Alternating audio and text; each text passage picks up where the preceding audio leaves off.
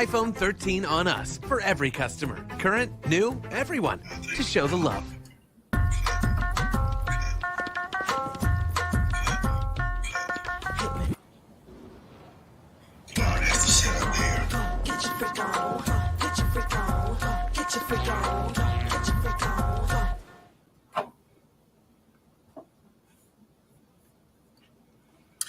All right, folks, today is Friday, June 24th, 2022. Coming up on Roland Martin Unfiltered right here on the Black Star Network, a special edition. We were supposed to be off today, but major decision comes down. The United States Supreme Court, in a 5-4 vote, overturns 50 years of precedent.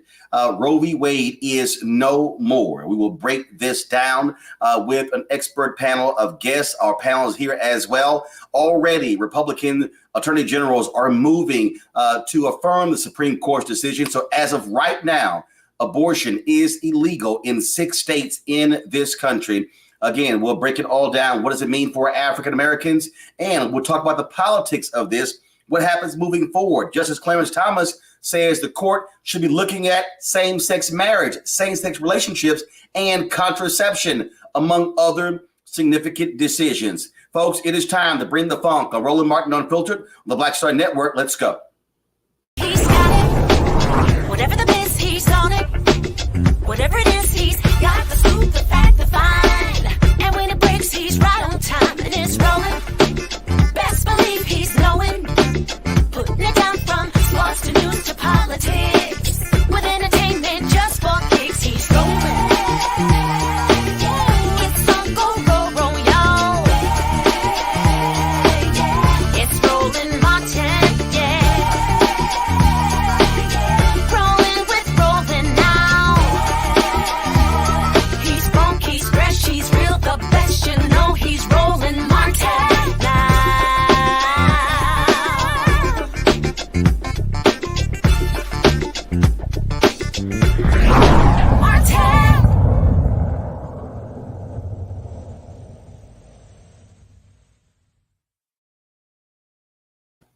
Folks, protests are literally happening all across America as we speak as a result of today's Supreme Court decision, a 5-4 vote outlawing Roe v. Wade in America, meaning a woman does not have a constitutional right to abortion. The Supreme Court, of course, ruled this in 1973. It has been the law of the land. Numerous Supreme Court justices appear before the U.S. Senate at the confirmations hearing and talked about stare decisis, saying that look, the law is the law. It is precedent, but it is abundantly clear that it's not the case. It was a 5-4 decision. Chief Justice John Roberts, of course, did not side with those of the majority. He did say he would have ruled in favor of the Mississippi abortion case. That was the bill. That was the case that came before the court that established this ruling. But he said he would not overturn Roe v. Wade. The other 5 Supreme Court justices, Samuel Alito, Clarence Thomas, Neil Gorsuch, Brett Kavanaugh, Amy Coney Barrett, they disagreed with him. It is a 5-4 vote. Of course, many of us knew this was coming down when the draft opinion of Justice Samuel Alito was leaked several weeks ago. Also, conservatives were very clear. This is what they had been planning to do and working towards for the last 40 plus years. So it should be no shock to anybody what happened, but it is still a shock that Roe v. Wade is no more in the United States of America. Let's go to our panel. Let's break this thing down. We got lots of folks on today's show. Representative Nikema Williams joins us. She, of course, Congresswoman from Georgia. We have Pilar Whitaker, Counsel, Economic Justice Project, and the Lawyers Committee for Civil Rights Under Law. The Lawyers Committee brief was cited twice in the dissent. And Pilar worked on that particular brief. Also, Melanie Campbell, she's president and CEO of the National Coalition on Black Civic Participation, also convener of the Black Women's Roundtable. Ianthe Metzger is director of state media campaigns for Planned Parenthood Federation of America.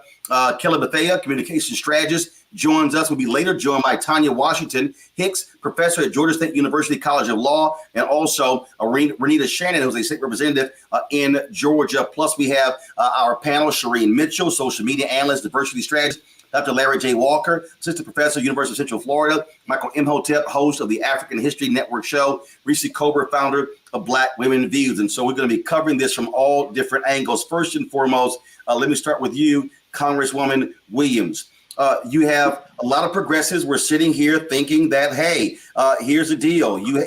Democrats had the votes. They had the power. They could have actually codified Roe v. Wade, making it law, but they didn't. They left it up to the Supreme Court thinking, hey, precedent is precedent. The conservatives on the Supreme Court made clear today They can change whatever they want because they hold the power. The 9 most powerful people in America, 5 of them showed it today. So, Roland, first of all, thank you for covering this issue. As you can see, I'm not in the best place for this interview or this conversation, but it's all good and so important that I was going to call in from wherever I was. I just left a group of people that have rallied at Union Station in D.C. I was at the Supreme Court earlier today with other members of Congress because this is a critical issue right now. And I think people are just realizing how critical it is. And all of the things that we said could happen are happening right now.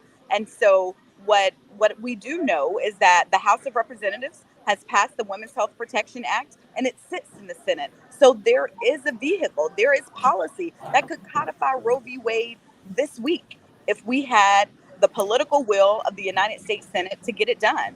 We know that we don't have the 60 votes in the Senate to get this passed. And so what that tells me is that we're going back to the ballot box in November, and we're going to make sure that we get people that not only support our right to bodily autonomy and make personal private medical decisions, but this is also linked to voting rights. If we can't have free and fair access to the ballot, it impedes my right to reproductive freedom and reproductive justice.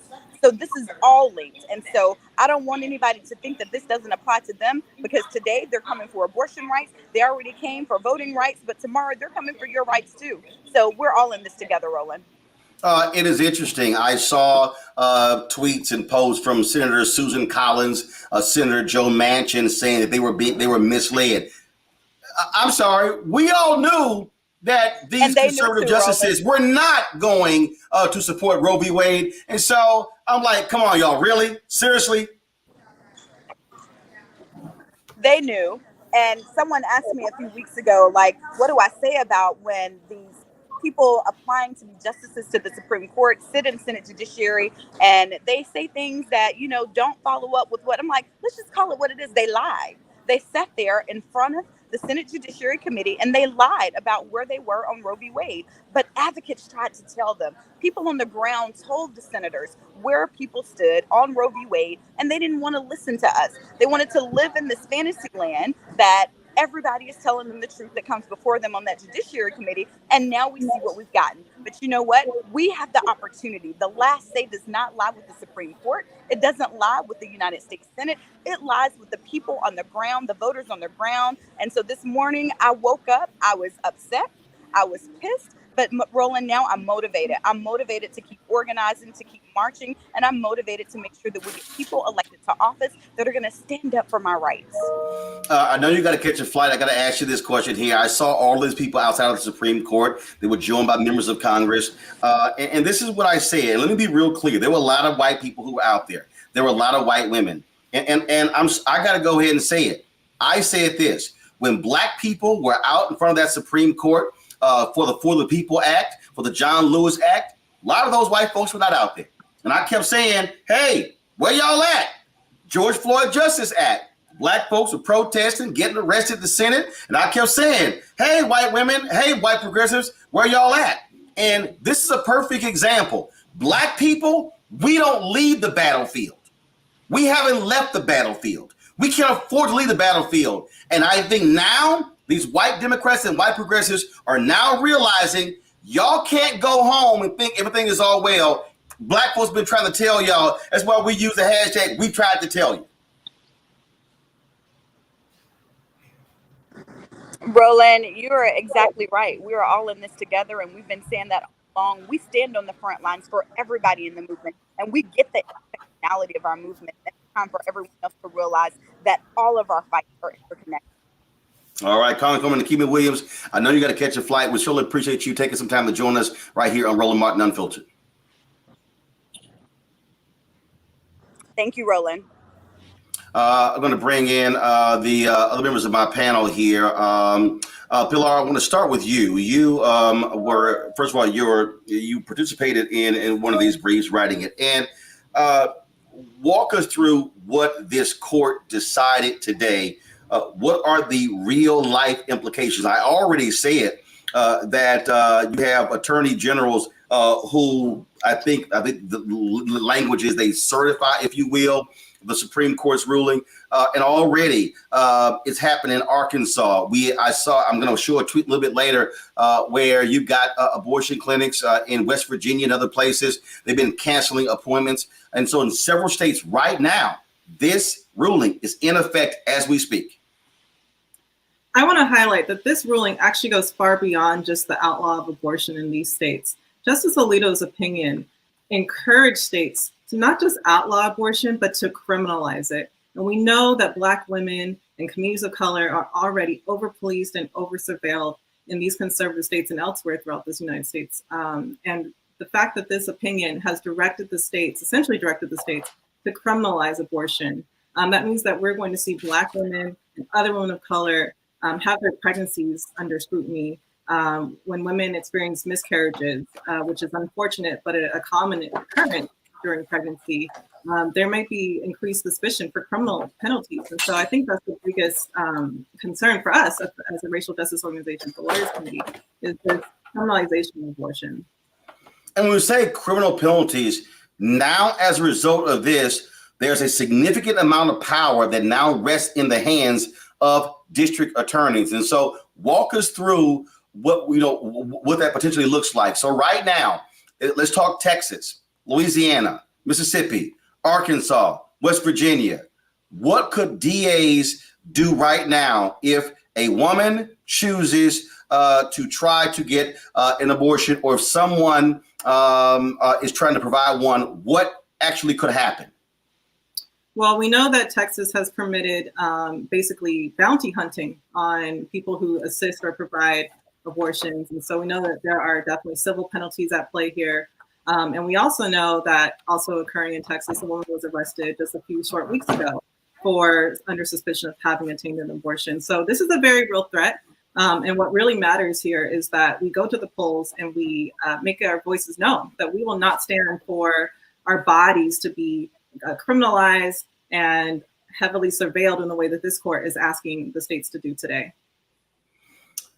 It is, again, quite a change, Ianthe, at what is happening. Again, I have been seeing different reports already. I saw one tweet where women were calling, crying, sobbing uncontrollably in West Virginia because we're the only clinic there no longer can provide the services to those women.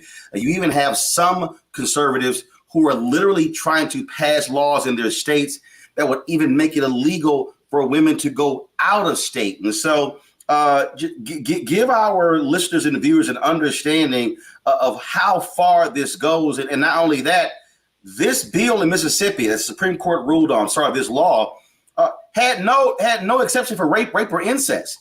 And so what used to be among many Republicans, it is now where you don't even have even that limitation in some of these laws that they're actually passing.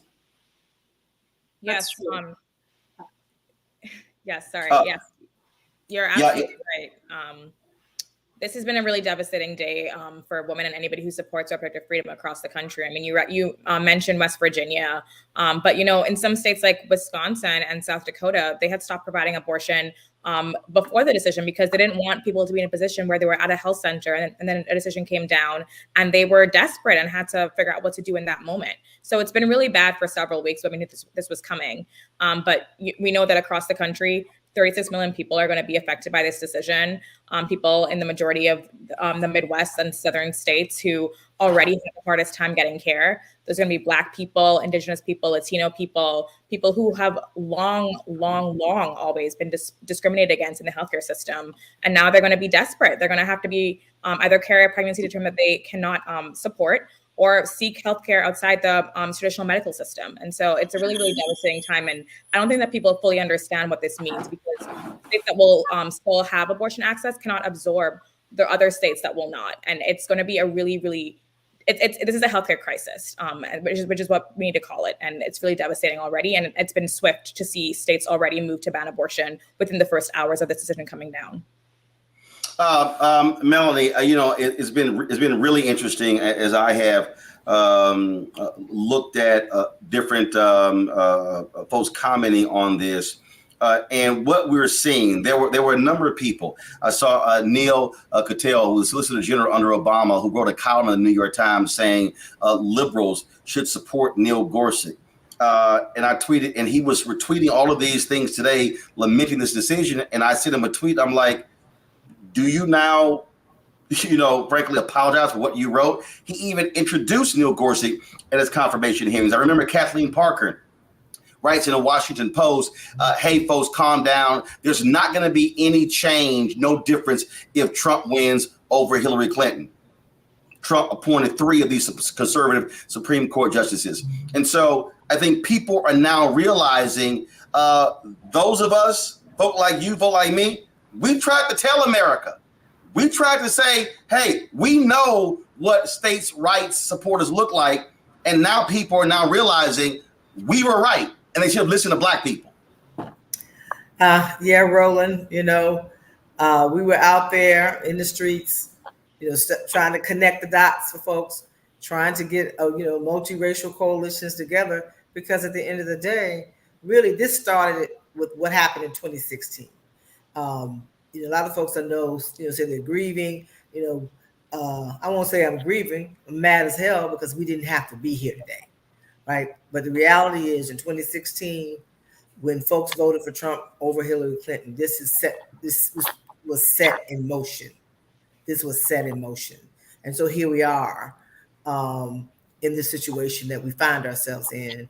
And those same people are going to, and Clarence Thomas's, what he wrote in his in the decision is saying, let's go for getting rid of contraception, sodomy laws. They're coming for it, right? And so we're in a moment where there's this opportunity with the way people vote, right? And I'm not blaming all white women, but white women voted for Trump twice. 53% in 2016. And 55 in 2020. And so here we are. Elections have consequences. Yeah. So what I'm hopeful is that young people will stand up and push back, because those old men sitting on that Supreme Court and that one white woman that decided that we knew what she was going to do before she got on the bench. And so here we are with them legislating from the bench.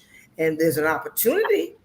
I'm nonpartisan, so I can't get into, but just as Melanie Campbell, at the end of the day, we have this opportunity to decide who's going to control the House and the Senate, and whether or not you can vote enough people onto the Senate to put Manchin and Sinema to the side.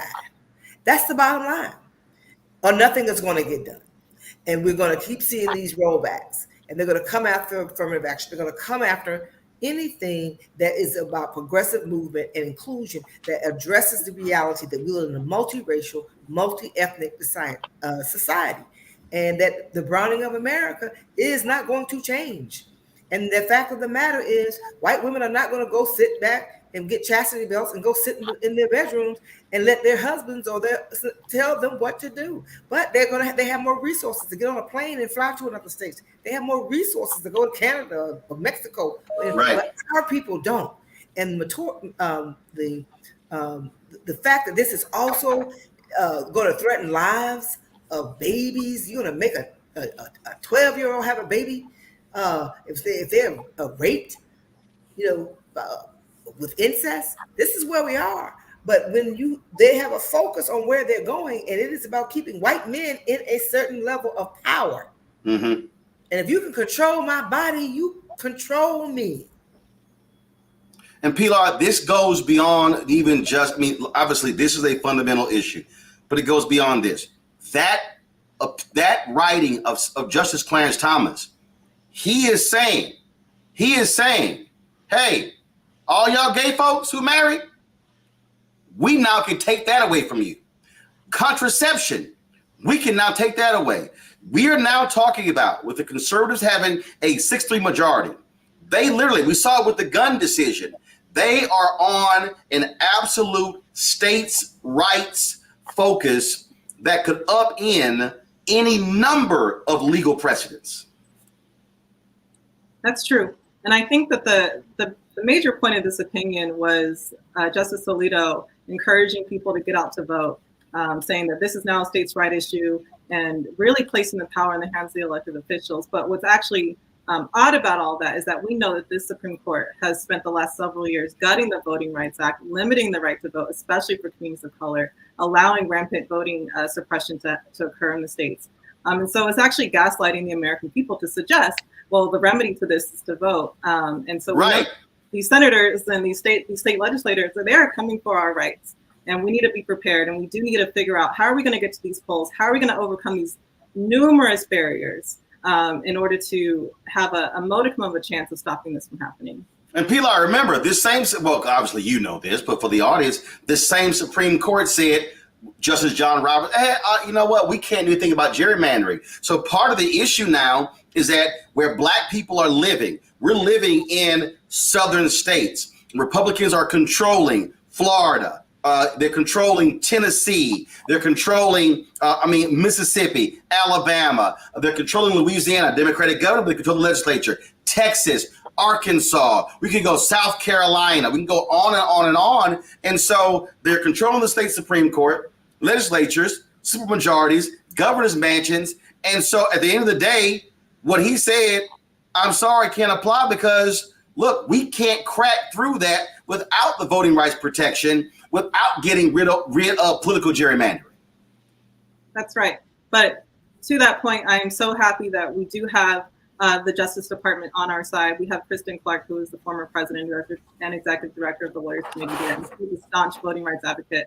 And so I know that we are using every tool in our to ensure the right to vote. And I don't want to discourage people from voting. I don't want to send the message that there's no point. There is a point to vote.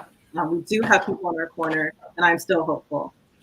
Well, we have people in their corner, but we also have civil rights groups like yours that are actually fighting these battles that people are not seeing. Ianthe, give us a perspective in terms of what are you saying to your clinics in these red states? What is being said right now? Yes. Well, our health centers in these states are in a really difficult position. They have to decide what the risk is and there's a risk to their patients, but to their providers who can face criminal penalties or jail time for violating these laws, and to their staff as well. So these are some really big decisions, and they've been forced into this position because of these anti-abortion lawmakers who are against the values of the majority of people in these states. And so can I ask you, hold on one second, because I want you to clarify something. When you said they face the risk, so here's the question. If there's a plan, if you have a Planned Parenthood clinic in Arkansas, and the Attorney General has already certified this decision based upon their previous laws, can Planned Parenthood actually perform abortions? And if they do, are they risking being arrested, or is it outlawed? So again, let's just for people to be clear in terms of what we're now dealing with. Yes. So in a state where the attorney general or the governor has already declared or certified a trigger ban, abortion is outlawed. We are not providing abortion. But in a state like Arizona, for example, where there is a pre-Roe ban on the books that could be enforced but has not officially been enforced yet, our clinics there are not providing either, even though they technically could because of the risk assessment. So it really depends on the state and the landscape there. But in states where we have had very definitive rulings and certifications from state lawmakers, we are not providing. And so, Pilar, I'm looking here at this New York Times story right here, and it says that right now, abortion is banned in at least 9 states. And it said with trigger bans and several more set to take effect in the coming days. Yes. So these trigger bans have been in place for several months, if not years, in some instances. They have been planning for this, and they were ready for this moment. And that's something I would like to emphasize to people. They have been playing the long game. And unfortunately, on the side of some of the progressive sides, we didn't take it seriously enough. They have been planning for this moment. They have been preparing for this moment. Something to note, Mississippi, when they initially filed this lawsuit, they did not ask that the court overturn Roe versus Wade. They simply asked that the court enforce their 15-week abortion ban, which would have been devastating, but certainly nowhere near what we're seeing today. So really, the Supreme Court was waiting for a case. So what you're saying right there is that this Supreme Court went further than this Mississippi law. This court chose to ban, to get rid of Roe v. Wade. This court chose to ban or to overturn Roe v. Wade. That's correct. They were not asked to do so. The question presented by Mississippi was whether or not it was lawful to outlaw abortion pre-viability, which was the existing standard. You could get an abortion up until viability, which was about 24 weeks. And then during their briefing, when they saw that the court had kind of turned in their favor, they switched the question or they started making much more extreme arguments. The court did not call them out on that, and they just went with it as if it was part of the course. And so this was a very unusual case in the sense that the court went far beyond what was even presented in the initial lawsuit.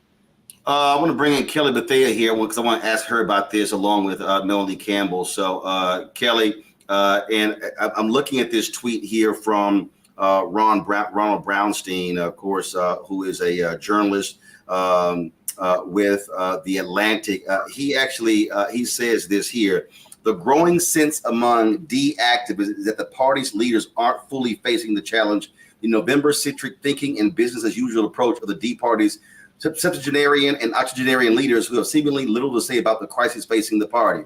That really is what we're looking at right here, Kelly, because at the end of the day, to respond to this decision, it is going to require a robust response from Democratic leaders. And yes, you've seen tweets and videos today, but this is one of those moments that they're going to have to figure out: how do you marshal the forces? How do you reach those voters? How do you talk to those young voters? How do you rebuild an Obama coalition? Because they are facing a significant red wave in November that can only be stopped if you have maximum turnout.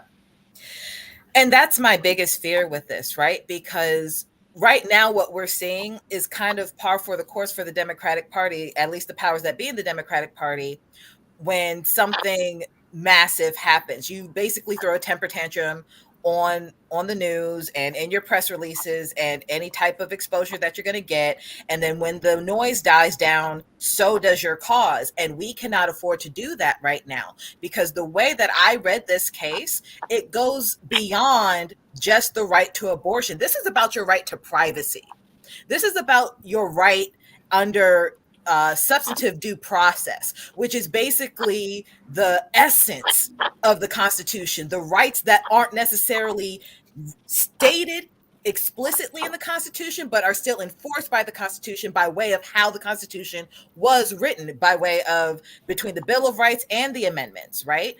All of that is under siege right now by way of this opinion. When they did not follow stare decisis, which is basically legalese for I said what I said, that we are going to follow previous case law to determine what this law is, like a previous panelist said, they didn't even do that here. They skipped over the case at hand in order to just push their agenda. So to me, this is more than abortion, which is why I'm so angry right now, because when Clarence Thomas talked about the other rights on the table that are about to be under attack, he conveniently left out Loving v. Virginia, which is also under substantive due process, which would actually prevent him from being married to his wife anymore.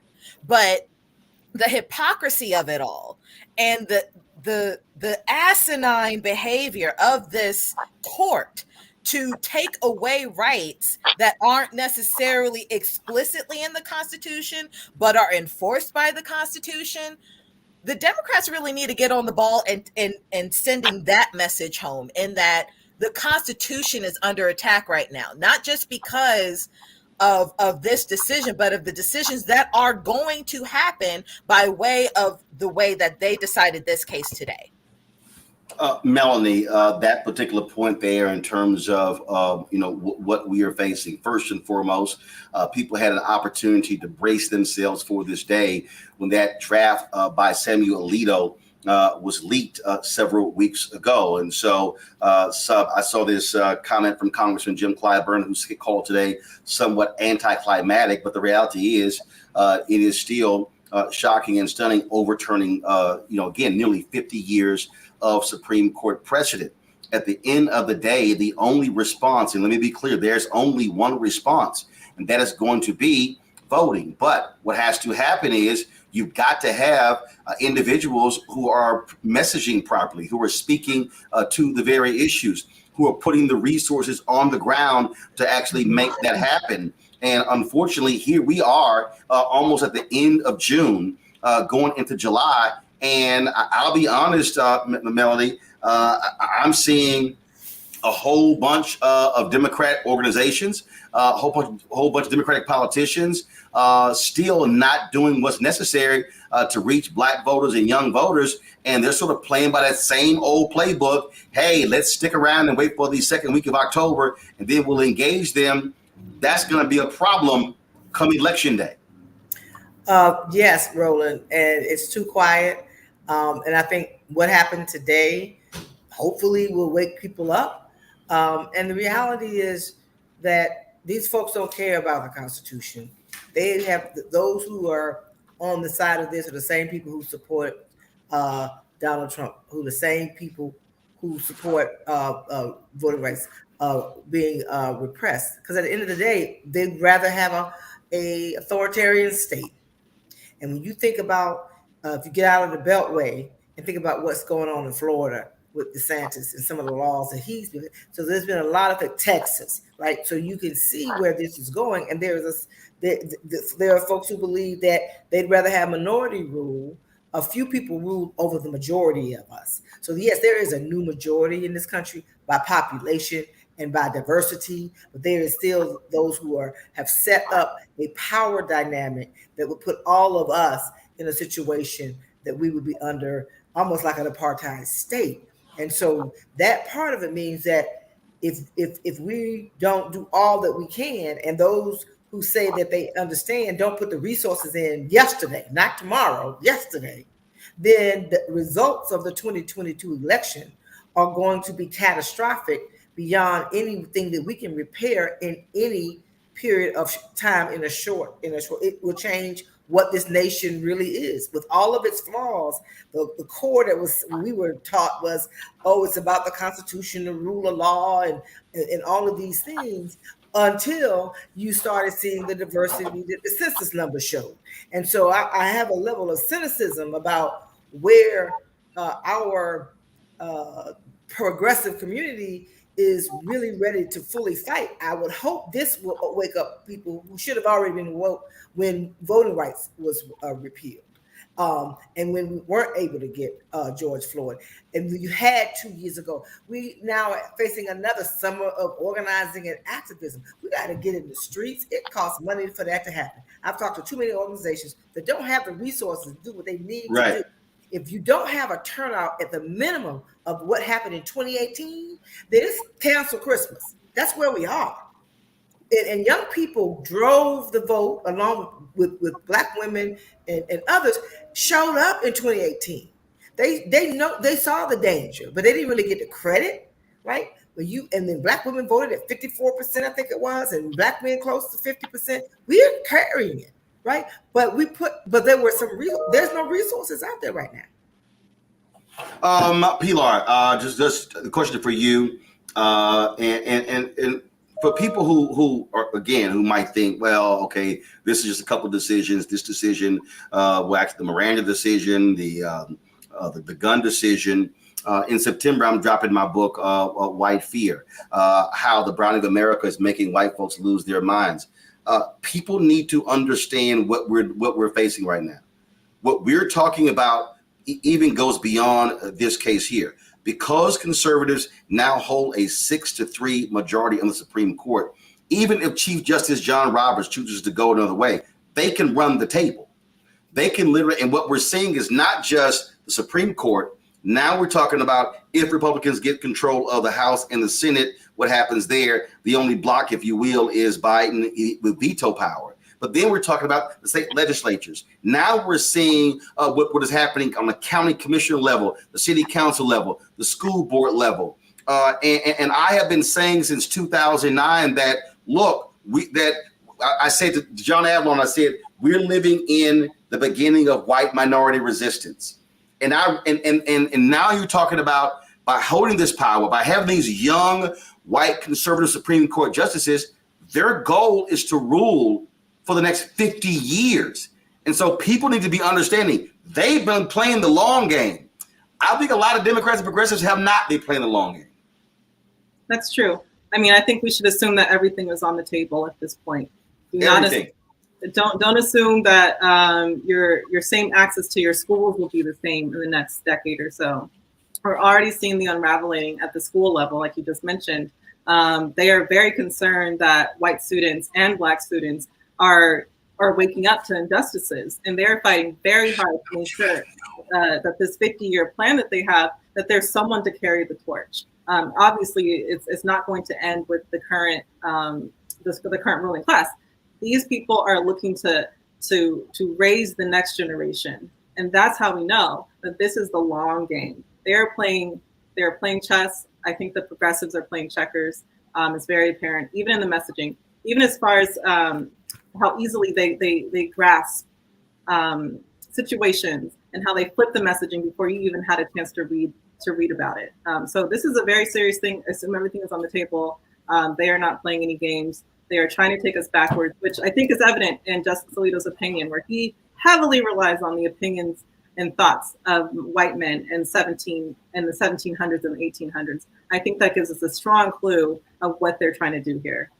Ianthe, in terms of, look, Planned Parenthood has certainly been one of the groups that have been on the front lines, involved in advocacy. And so what's next for your organization? Yeah, well, we're going to be fighting this fight on several fronts. I mean, we have the healthcare delivery front, where we're working to get patients out of state when they can't access this care in their own state, working with abortion funds and other independent providers to get people the money, the childcare, the transportation, all of those things to get out of state if they can. And then there's the electoral front, of course. There's a November election coming up. We're working to channel the pain and anger and energy that we're seeing right now into votes in November and keep people motivated on that front. And then we're also, just thinking about litigation. Litigation is a strategy we've used for a long time. And I think you're going to see a lot of filing of litigation very, very quickly. Some has already started in many of these states to see if even this trigger ban mechanism is even legal, that you can pass a law that is like based on a hypothetical that hasn't happened yet. So that's going to be a big part of this as well. And then in states where we do have supportive lawmakers, we're going to be shoring up access, passing new bills to expand who can provide abortion in those states, to expand telehealth services, all those things, because we know that, again, when you ban abortion, people are not going to stop needing to access it. So we're really working on all these fronts to get people the care they need and to hopefully build back what we've lost, because this is the culmination of a 50-year effort from the anti-abortion movement. They have won today, but they're not going to win in the long game, because the majority of Americans do support legal abortion, and we are going to build back what we got step by step, state by state. It will take time, but we're very committed to doing that. Pilar Whitaker, Law Committee for Civil Rights Under Law. I certainly appreciate you joining us on the show. Please keep up the great work that you're doing. And I always did this with Kristen Clark. I would always remind her when she was on my show, or Tom Joyner, always give the website out to donate, because y'all need the resources to keep fighting these battles. So where can people support the Lawyers Committee? You can find us on lawyerscommittee.org. Thank you. I really appreciate the support. All right, we appreciate it. Thank you so very much. Ianthe, thank you so very much as well for joining us as well. Thank you very much. Kelly, you heard Ianthe talk about what's happening in some of these Democratic states. He's a perfect example of where Governor Gavin Newsom has already signed this into law. He just signed a bill that makes California a safe haven for women across the country. And he says, tweets, "We will not cooperate with any states that attempt to prosecute women or doctors for receiving or providing reproductive care." And that's a wonderful sentiment to have. But the fact still remains that while California may be a safe haven, we're talking about not just women who have access to get to California. We're really talking about women who don't have access to get to anywhere but their immediate region to get the care that they need. And that is what's frustrating right now. One of the many things that are frustrating right now, people who are in power, mainly today, SCOTUS, aren't thinking. Like, this is beyond just, again, like I said, this is beyond your right to an abortion. This is your right to care for yourself. This is your right to privacy and your private health. The government shouldn't have anything to do with that. You shouldn't have anything to do with my body in this regard. You don't know what it's like. And for the evangelicals out there that I have seen across my screen and phone today, while I identify as a Christian, even if I didn't, like, your God has nothing to do with my body. What you believe God has over your temple has nothing to do with my temple and how I deem my temple to be fit for the God that I serve. And not to mention the separation of church and state in this regard. I mean, that's just out the window with rulings like this. It is absolutely archaic and asinine and absurd to think that other entities have a say in what I do privately. Mind your business and keep it moving. That's really all that I am pro for. Like, I am pro mind your business. Leave me and my uterus alone. Frankly, I've had menstrual cycles that have bigger clots than an abortion does. And are we going to persecute that? Are we going to chastise and prosecute me for having a menstrual cycle now? Because now that substantive due process is off the table, because that's really what this case is about. That's off the table. What else is going to be off the table? My right to the healthcare that I want, the way that I want to go to school, the way that I want to raise my children, the way that I want to care for my seniors. Yes. Okay. Let's exactly. No. Yeah. But again, no. That's what I think people have to understand, that this thing goes beyond just this decision here. Melanie Campbell, look at here. Joe Ingles just tweeted this literally 20 minutes or so, or 30 minutes ago. Abortion in Ohio is now banned at the point a fetal heartbeat can be detected. That's about 6 weeks into a pregnancy before many women know they are pregnant.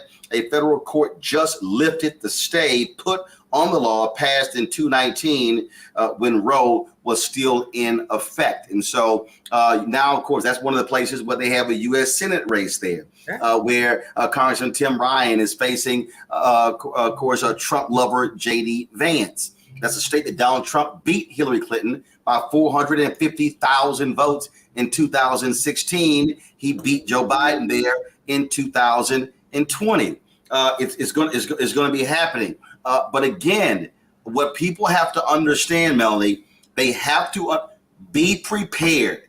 Everything is now on the table. Right.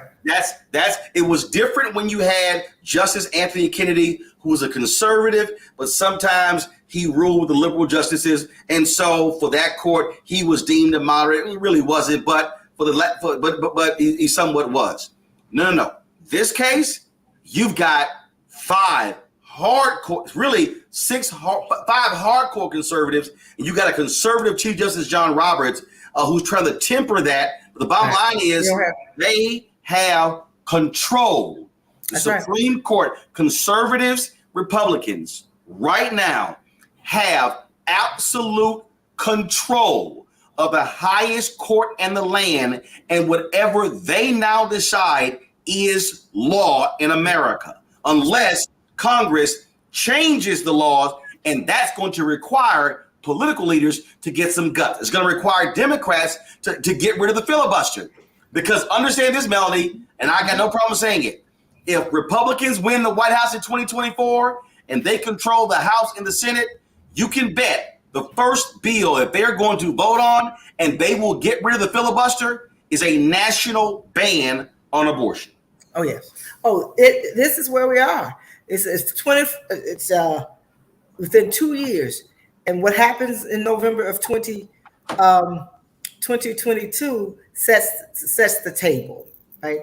And if you end up with a certain type of Republican controlling all of this, then that's why I say we are looking at an authoritarian state. Because if you have the ability, whether it's Donald Trump or Trump lookalike, that could take over the presidency, and you have control of the House and the Senate and the U.S. Supreme Court, all bets are off, right? And history can repeat itself, right? And this is where we find ourselves. And so it will take, as Bishop Barber explains us in what he does with his work. And I think it was last week. I couldn't be there, but I know it was last week with the Poor People's Campaign, if we don't find a way to come together in a collective fashion, but Black people can't carry it on our own. We can't carry this democracy on our back, right? And that's what it's been. And so we have been there for, when we're fighting for rights, it always helps others. But when it's time for us, it doesn't. And so here we are. And now, and I think young people, this is your moment, right? And those of us who are still on the battlefield are gonna keep fighting. But I'm not personally in that category of worrying about my reproductive rights in the same way, right? But my nieces are, my great nieces are, and so that's where we are about what kind of future are we allowing to unfold for our this next generation. And those who are in position, these young people who are the largest voting bloc, have to use that power. They have to own it, because if they don't, then what they're setting up for, you said it, 50 years in the making, will happen within a matter of 2. It won't be 50 years. It's going to happen in 2 years. If they're able to do where this could go, and there is no pushback. It's not about being alarmed. It's just fact. People knew this was going to happen. That's why I'm like, okay, what we're going to do? You know, the only way to combat this is what we talk about with Reverend Barber, with you all the time. The only way, you have to mobilize and organize. Yeah. That's the only way. And we got to use the summer, Roland. We got to huddle. Right? We got to have some organizing activism. Hey, Melody, I said last month, this should be Freedom Summer. This should be Freedom Summer 2022. And we got to get on, we got to do the hard work, put on our mask. I'm still believing COVID not gone, and do what we need to do, because our lives are under attack. Our very ability to be able to live and have some modicum of freedom to live in this country is under attack, because you have a group of people who believe, who never sleep, right? They never slumber. They never a lack of resources. But I still believe the half full side. We can push back, but if nothing happens in the next couple of weeks, you cannot show momentary outrage. Melanie Campbell, Kelly Bethea, I want to appreciate both of you for joining us. Look, I keep telling people, we've been saying this on this show repeatedly, what's going on, what is happening. Folk had better pay attention. We appreciate both of you joining us. Thanks a lot. Thank you. Folks, going to a commercial break right now, but I'm going to play this. The folks at Midas Touch actually put this video out again. When I hear Susan Collins and Joe Manchin just talk about, we're just so shocked by this, and keep saying, I don't know why you shocked. These folks made it clear that they were not telling the truth when they testified before the United States Senate. I believe the Constitution protects the right to privacy, and I have no reason or agenda to prejudge the issue.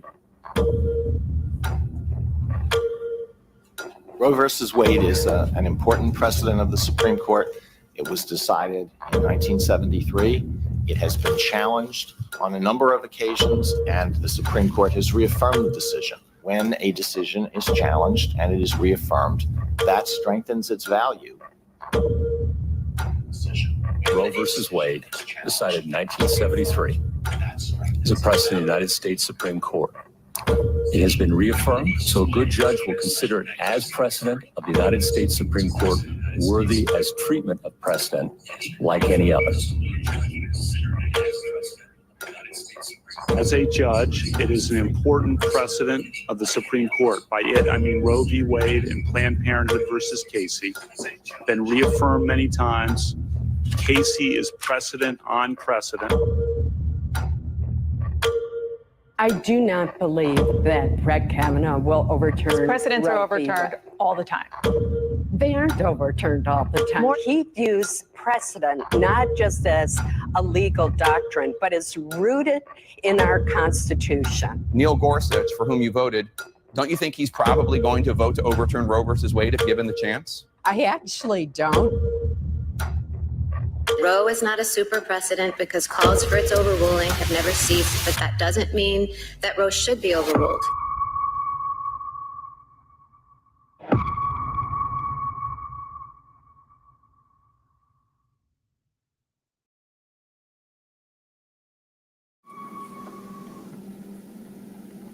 All right, folks, going to a break. When we back, more with our panel. We'll also play for you some of the reaction from various folks, including Cook County State's Attorney Kim Foxx, Congresswoman Val Demings, Congresswoman Joyce Beatty, and others. You're watching Roland Martin Unfiltered right here on the Black Star Network.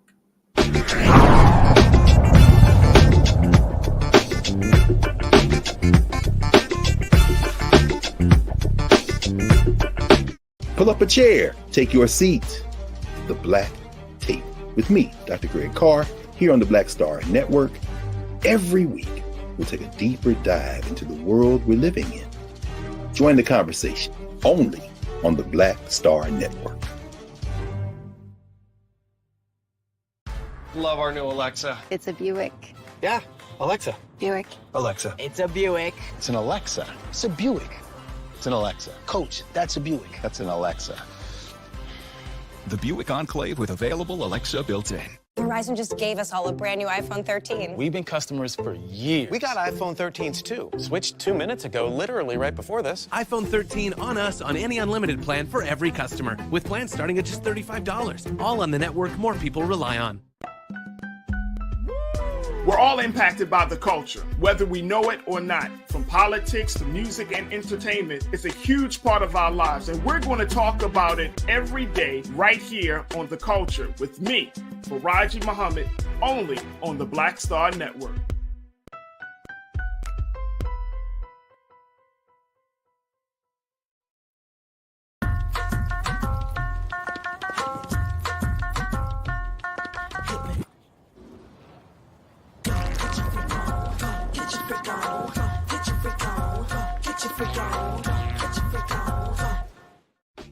My name is Charlie Wilson. Hi, I'm Sally Richardson Whitfield. And I'm Dante Whitfield. Hey everybody, this is your man Fred Hammond, and you're watching Roland Martin, my man, Unfiltered.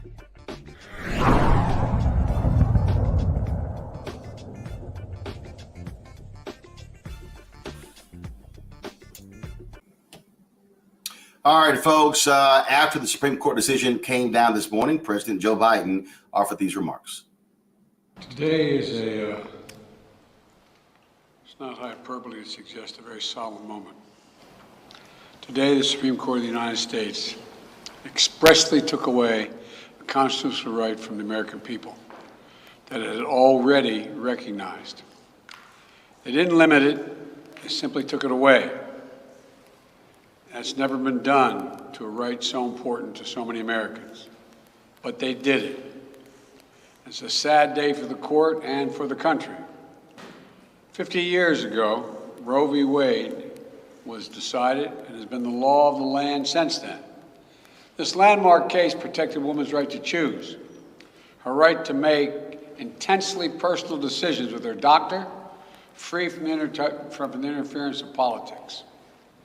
It reaffirmed basic principles of equality, that women have the power to control their own destiny, and it reinforced a fundamental right of privacy, a right of each of us to choose how to live our lives. Now, with Roe gone, let's be very clear.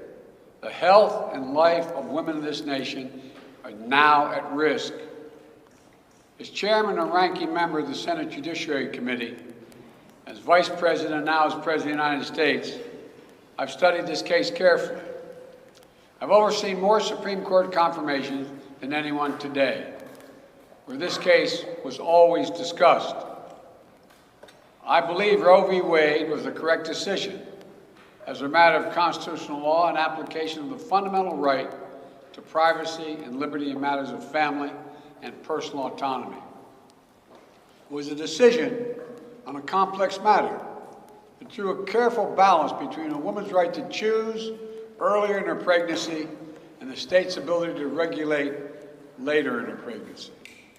A decision with broad national consensus that most Americans of faith and backgrounds found acceptable.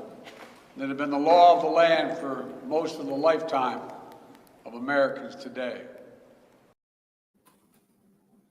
Folks, that was President Joe Biden. Vice President Kamala Harris, she also went before the cameras and addressed this particular ruling. This opinion also says, when you read it, that abortion is not deeply rooted in our nation's history.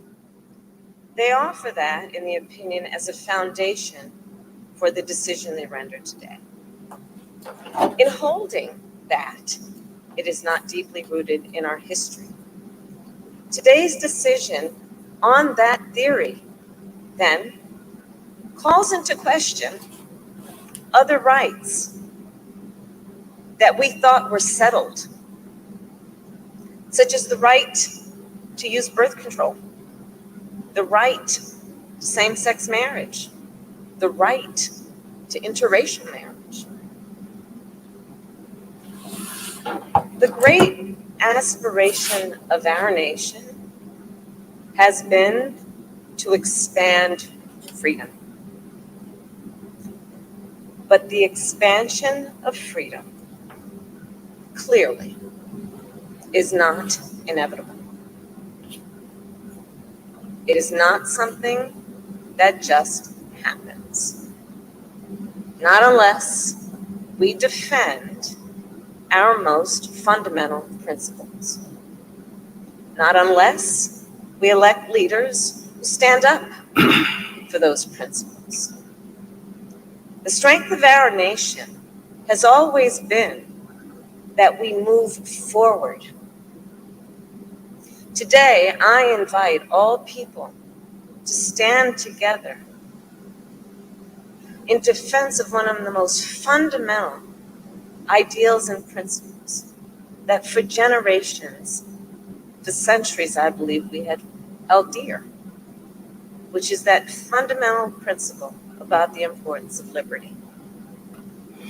All right, folks, let's bring up my panel. Reese Colbert, Black Women Views, Michael Imhotep, the African History Network show. Dr. Larry J. Walker, he is assistant professor at the University of Central Florida. Shireen Mitchell, she is social media analyst and diversity strategist. We also have State Representative Renita Shannon of Georgia. Reese, I want to start with you. Are Democrats truly prepared for this fight?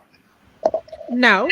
However, I want to start by saying, fuck the Supreme Court. And fuck Republicans and fuck Republican voters, because I know we're going to get into Democratic strategy and their lack of preparation and even the lack of zeal they seem to have to face this challenge and mobilize the voters and shake people out of their slumber, their apathy, their disillusionment, their whatever the hell, and really meet the moment. But the people that brought us here are Republicans who have been relentless and disciplined for 5 decades to get us to the point where women are no longer full citizens in this country, point blank in the period. And the reason why this is just getting a shoulder shrug across much of the nation is because this country doesn't give a damn about women. They don't give a damn about babies. They don't give a damn about children. And what people don't understand is whether or not you're going to have an abortion or whether or not you feel like I'm going to have an abortion or whatever, this opens up the door for so many things in terms of the right to privacy, in terms of if your homegirl is talking to you about her abortion, if you have a miscarriage, if you're going through in vitro fertilization. Look at Texas where they have bounties on people. So if you're an Uber driver or a Lyft driver, this opens up the door for so many things. And guess what? Even if you didn't have an abortion, prove it. Because the presumption of some MAGA nurse or some racist doctor or whoever is going to be that you did something to cause harm to your unborn baby if you have a miscarriage, if you end up in the hospital and you seek medical care. And what we have right now is where women do not have the right to free movement around the country to make decisions for their bodies. That's why you have a state like California and Massachusetts and Maine that are now safe havens and saying they won't cooperate with investigations. But we know the deference that different states and attorneys generals and people have for institutions. So what happens when even those executive orders or laws get overturned by this right-wing extremist Supreme Court? So I need people to wake the fuck up. I feel like I want to be like Bernie Mac in head of state and just go around slapping the shit out of people, because I don't think that people are really recognizing the severity of this moment. And it's a nightmare And I just need more energy out of people. I need people to really wake the hell up, because this is just the opening salvo. What Clarence Thomas said in his concurring opinion is, let's go after same-sex marriage. I know people don't care about the LGBTQ community. I understand that as well. But they want to go after contraception. Now, if you're out there getting your freaky deaky on, then you need to be worried about that part, because not everybody's just pulling out. Some of y'all making sure, did you take your plan B? Are you on the pill? That's one of the first questions y'all want to ask people. So you need to be concerned about that as well. Okay. And when you talk about privacy, so there are so many things that are on the table, and what they're waiting for, this is just the beginning. But if the Republicans take back the House or the Senate or the White House, or all goddamn three, then what we have right now, which is no longer a United States where people have equal rights to pit on every state, what we're going to have is them codifying this stuff the other way when they get control. And that's what Clarence Thomas is chomping at the bit for. So come on, people, wake up. I know we're going to get on the Democrats, and I think there's a lot of things that they can do.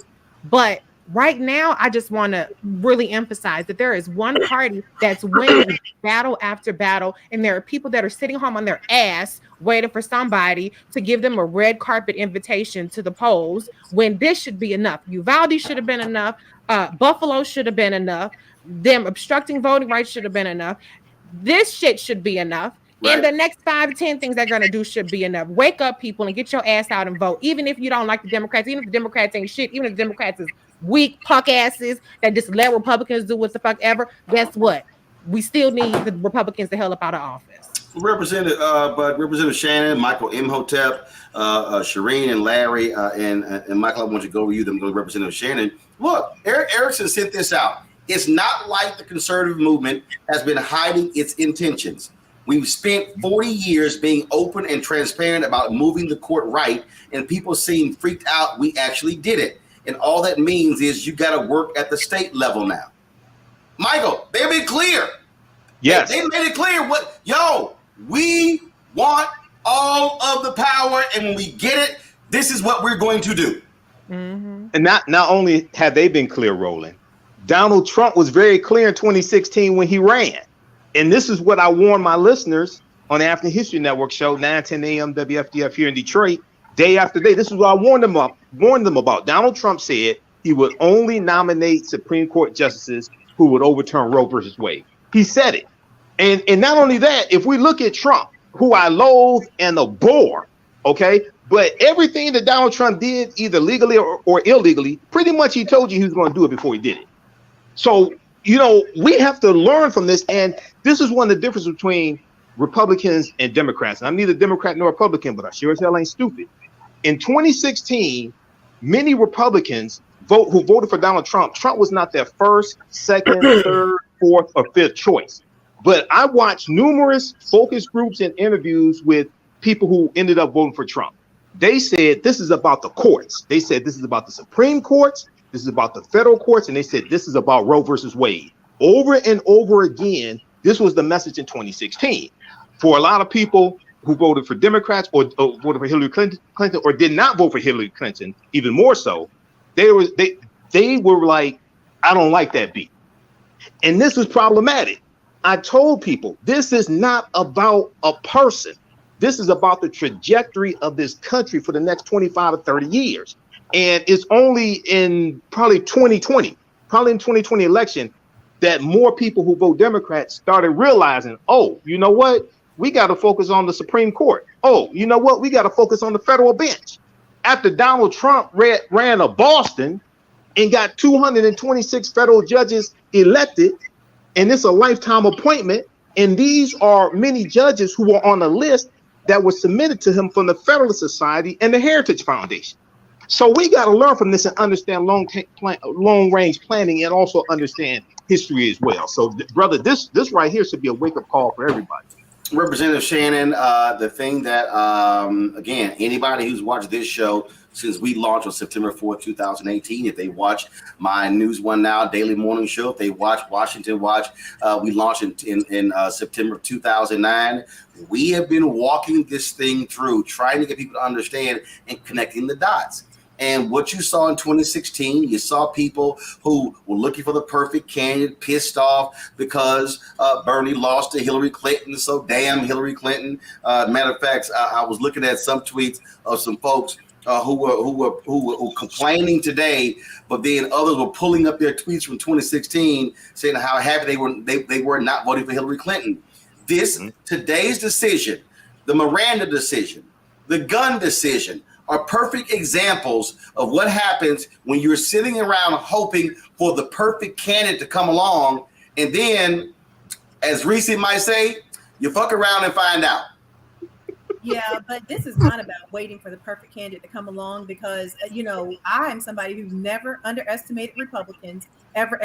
And I would argue that we can go before 2016 to look at how Republicans operate and the agendas that they have been on. Look at when the Supreme Court gutted voting rights. I mean, they have been telling us that this is what they wanted to do, and these people are relentless. And so I think what Democrats have got to understand is they have got to become relentless, and they have got to be willing to do what it takes to win. Republicans, whether they're in the minority or the majority, they still get their agenda done. Why? Because they wake up every single day thinking about how to get their agenda done. And we still have the case that Democratic leadership is spending more time fighting progressives than they will Republicans. Put that energy into fighting these people. We're still hearing, I think we can work with them. We can use our relationships. No, all of these people operate like Trump. Whether they look like Trump, whether they sound like Trump, they are going to vote this agenda and they're going to move it forward. We still have the president today saying that, he's not sure about adding more justices to the court. We still never got a full-throated endorsement to overturn the filibuster. It's not too late. I would argue that what loses elections is not advancing the agenda that you ran on, and it's not too late. Well, on that particular point there, Shireen, when it's not too late, again, I mean, I'm sitting, here's the deal. I'm looking at Manchin's comments, I'm looking at Sinema's comments, and I'm like, you do know y'all can actually pass and make Roe v. Wade the law right now. No, exactly. And I think the part about this I think people are not understanding is that they didn't just go backwards in time. They went back to antebellum laws, right? The first state that Alito is referencing as precedent is Missouri in 1825. Who did not have the right to do anything in 1825, right? So the fact that these people are like, we can't do anything, it really is problematic overall, not just because of Biden and who's currently in office. It's about understanding what are the steps that we can achieve and whether or not we made those choices before. Obama could have forced Garland into the office because 9 months had gone by and Congress did nothing. So that meant your point, he could have made a recess appointment, forced Republicans to take him to court, and that could have taken up potentially 2 years. He would have been on the court. I still said he should have appointed a black woman to piss off, to get the base riled up, to get other folks riled up. And I said it, I'm sorry. What nobody gonna fight for another old white man in Merrick Garland? And you got to throw on, I know folks hail Ruth Bader Ginsburg, but she screwed up. She should have retired when Democrats had the majority in the Senate, but no, she wanted to wait around because she assumed Hillary Clinton was going to win and she wanted a female president to replace her. Well, we saw what happened. She dies 2 months before the election, and they confirm 2 months before the election in 2020. They confirm Amy Coney Barrett. Boom, 6-3 majority. Exactly. And the other piece about this is that when we talk about precedent, when we talk about laws, we're not owning up to the fact that people are making up laws as we go. As we talked about this conversation about the school boards, one of the things that the school boards are doing, is pushing parents' rights. That actually takes autonomy away from children. So now you're telling women they don't have any rights about what's happening to their body, but we're also moving right along to the other part of that where the children are now born and we're going to take the rights away from them too. So we are not speaking about things that can't be changed. We need to say them in a way that people understand. It's not just taking away your autonomy or a woman's autonomy, it's taking away children's autonomy. That a parent would have more autonomy over a child, even if that parent is the abuser. Sorry about that, y'all. And let me say this here, Larry, that's important for us to understand. All y'all men, your ass, if they are forcing women, if women are choosing not to have the children, Get ready to pay child support. And understand, and this is the one that for me, again, shows you how crazy these people are. No exceptions for rape or incest. That means that if a woman gets raped, these Republicans are forcing her to have the baby. Mm-hmm. Yeah, Roland, this is a dark day in United States history, but it's not surprising. And you talked about, we tried to tell you, and we have for a very long time, and no one's listened to Black folks, and here we are. You mentioned in a previous segment in 2016 about the majority of white women voting for Donald Trump and not Hillary Clinton. But it is also incumbent on men to take a stand to make sure we're registered to vote, that we get other people registered to vote, particularly Black men, because this ruling is disproportionately going to impact Black women. So we should be clear about that. The Supreme Court is sending a clear message is that they want to create a caste system in the United States. The other thing I want to keep in mind, Roland, I just talked about 2016, but I want to go back a little further than that in terms of Republicans, in terms of their actions, in terms of what they plan to do for this country. Let's go back to 1990s and the contract with America with the Gingrich Revolution. I think we need to go back, like I said, to that period of time in terms of what the messages the Republicans were clearly sending once they took the House back in terms of where we are today. Because for me, that kind of was essentially a seismic shift in what happens politically in the United States. And so here we are in 2022. But once again, like I said, you mentioned it's important for men to really step their game up. And like I said, get out, make sure people are registered to vote, make sure we're protecting Black women, because we talk about these safe havens and obviously Washington State, California, Oregon, et cetera. But the bottom line is we shouldn't, with Black women in particular, shouldn't have to worry about traveling. And many folks may not even have the money. And I think Reese alluded to that a little bit earlier. But we should be in a position in what we describe as a democracy where people have to travel tens of hundreds of miles just because they should have the right to make a decision about what they do about their bodies. So once again, it is incumbent on Black men to make sure we're out registering to vote, and we're fighting with Black women side by side to make sure we fight, to make sure we do something about not only the Supreme Court, but ensure that we get the members of the House and Senate to step up and do something about this. Let me go to a break. We come back. I want to talk more about the what's next part because it's real easy to focus on the outrage and folks showing up at the Supreme Court. But the question is, what's next? We'll break that down. You're watching Roland Martin Unfiltered right here on the Black Star Network.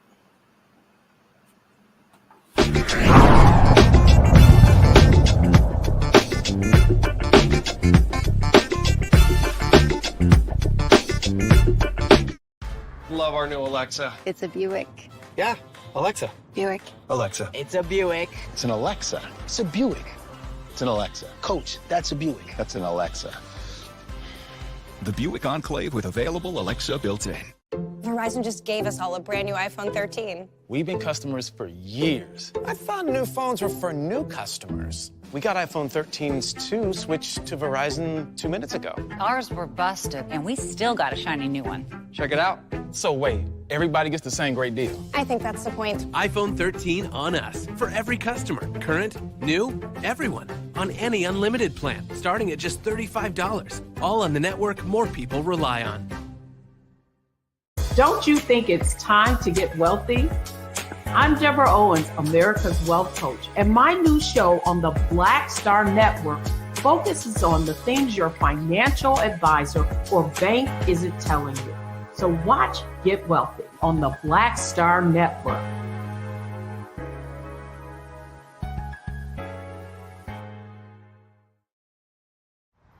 How about sushi? I just had sushi for lunch yesterday. How about tacos? Automatic emergency braking, one of 6 advanced safety features standard on every 2022 Chevy Equinox. Find new technology. Find new roads. Chevrolet. Hi, I'm Dr. Jackie Hood Martin, and I have a question for you. Ever feel as if your life is teetering and the weight and pressure of the world is consistently on your shoulders? Well, let me tell you, living a balanced life isn't easy. Join me each Tuesday on Black Star Network for a Balanced Life with Dr. Jackie. We'll laugh together, cry together, pull ourselves together, and cheer each other on. So join me for new shows each Tuesday on Black Star Network, A Balanced Life with Dr. Jackie.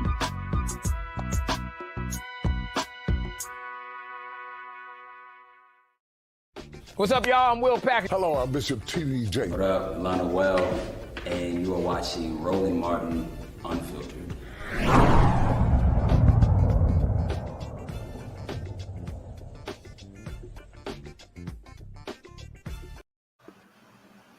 All right, folks. Welcome back to the show. There's so much going on. Folks have been commenting, talking about what's going on. Here is Congresswoman Val Demings sharing her perspective on today's court decision. Today, the United States Supreme Court overturned Roe versus Wade. This is a disappointing and tragic day. I am mad as hell. And every man and woman that supports America's daughters should be mad as hell. If anybody thinks that this fight stops with this sad decision, they are out of their minds. We are going to continue to fight and fight and fight some more to protect the constitutional rights of women. We refuse to go back to being treated as second-class citizens or as property. So we ask you, every person who believes that women should have the right to make their own decisions, to join us in this fight. Today. All right, Reese, I'm always looking for Comedy Hour, and I found this right here, Reese. I knew that you would have something to say about this here. Here's Joe Manchin. As a Catholic, I was raised pro-life and will always consider myself pro-life, but I've come to accept that my definition of pro-life may not be someone else's definition of pro-life. I believe that exceptions should be made in instances of rape, incest, and when the life of the mother is in jeopardy. But let me be clear, I support legislation that would codify the rights Roe v. Wade previously protected. Reese, here's the laugher. I am hopeful Democrats and Republicans will come together to put forward a piece of legislation that would do just that. And Reese, he know damn well he couldn't get no 10 damn Republicans to vote on the John Lewis Act and all the rest. Man, go sit your punk ass down, Joe Manchin. Man, get the fuck out of here with that bullshit, Joe Manchin. I'm so tired of his punk ass gaslighting us. This motherfucker support everything under the sun except for the damn filibuster. I'm so sick of these people talking about, well, I support codifying this. Okay, well, abolish your filibuster then. How about that? Abolish the Jim Crow filibuster today. You can do that. Until then, shut the fuck up. You do not support a damn thing. You don't support voting rights. You don't support a woman's right to choose. And right now in West Virginia, they have stopped abortions at the only abortion clinic in the state.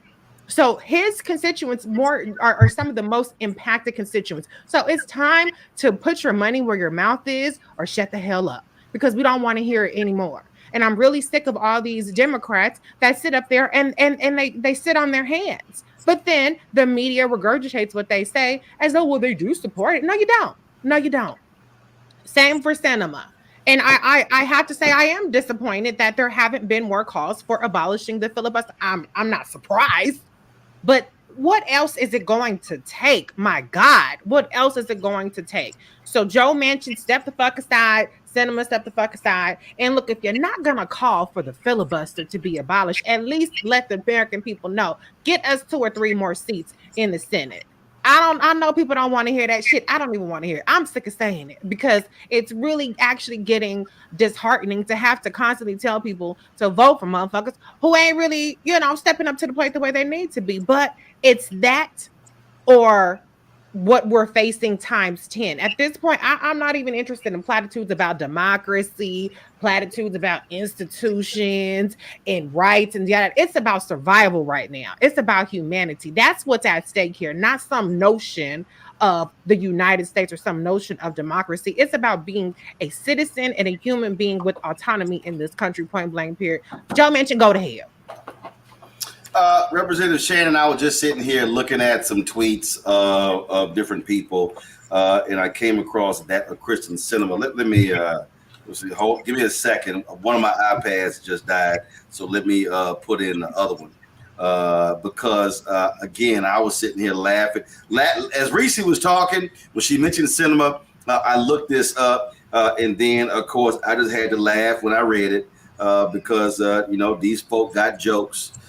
And so let's see what she put out here.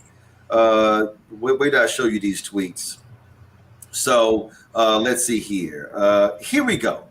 Here are her tweets. Let me cut to them right now. A woman's health care decisions should be between her family, and her doctor. Today's decision overturning Roe v. Wade endangers the health and well-being of women in Arizona across America. Then she says, throughout my time in Congress, I've always supported women's access to health care, and I'll continue working with anyone to protect women's ability to make decisions about their futures. That's it. It is completely laughable what she tweets and what she talks about. But here's the thing. So I am a lowly state representative from Georgia. And even in my own capacity, when we had a bill in 2019 to outlaw abortion, I put my body on the line. I went down to the well and refused to leave and had to be removed by the Speaker of the House as a last-ditch effort trying to make sure that we didn't pass a bill to outlaw abortion. So if that's what I can do as a state representative, you can't tell me that these folks at the federal level can't do more. I have not seen the president make Joe Manchin's life and Kyrsten Sinema's life hell. I've not seen that yet. There are rumblings that there are other senators who don't support abolishing the filibuster. There has not been an all-out effort or even pressure campaign to force Democrats to get rid of the filibuster. I'm sorry, there just has not been. So you can't tell me that you've left it all out on the table. At this point, what we need is for Democratic leadership to get serious about putting pressure on these folks and shine the light on all of them. We want public commitments about who is ready to get rid of the filibuster. And if they are not, make their life hell. I've seen Democratic leadership make the squad's life more hell than they've made some of these people like Joe Manchin and Kyrsten Sinema, who are having such a cushy life, hadn't faced any repercussions from stopping our agenda. And they're not the only ones. The second thing that needs to happen is we need to expand the court. Those are things that can be done today. I think voters get the feeling that they don't want to vote, and they get apathetic when they don't see Democrats fighting hard. You know, it's one thing if you fight hard and you leave it all out on the field. My constituents were happy with me. They know that I put my body on the line and risk being arrested. And it's only because of state law that you can't arrest a legislator during active session was the only reason I was not arrested. That's what people expect. That is what they expect. And that is the only way that you can say you've done everything that you could do. I don't think the Democrats have put in the fight that we need to on this. And I'm just going to say that. And this is not the only issue. We've got voting rights. We've got so many things. It really boils down to one thing. If you are serious about advancing your agenda, then you need to wake up and be relentless every single day, just like the Republicans are, because guess what? They don't come back with excuses. They come back with results. And it's time for Democrats to do the same. Long past time. Gotta laugh here, Michael. This decision is inconsistent with what Justices Gorsuch and Kavanaugh said in their testimony and their meetings with me, where they both were insistent on the importance of supporting long-standing precedents that the country has relied upon. That's Senator Susan Collins of Maine. Michael, the shorter version, Gorsuch and Kavanaugh lied to my face, and I was dumb enough to believe them. But not Amy? And we told her, we said when she voted for them, that they were lying then. Once again, this goes back to Trump in 2016 when he ran. He said he would only nominate Supreme Court justices who would vote to overturn Roe versus Wade. She's a damn fool. And when she's up for re-election, she needs to be voted out of office. No, but here's the problem, Michael. Michael, here's the problem. Yeah. You had a weak-ass Democrat who couldn't beat her in 2020. She won. Doc, I understand. I understand that. No, my point. She won a 6-year term. So I know. And so more than so. No, the only point I'm making is if we also go back to 2020, you had some weak ass people. Okay, let's just break it down. Okay, the weak Democrat who raised a lot of money lost to her. She lost.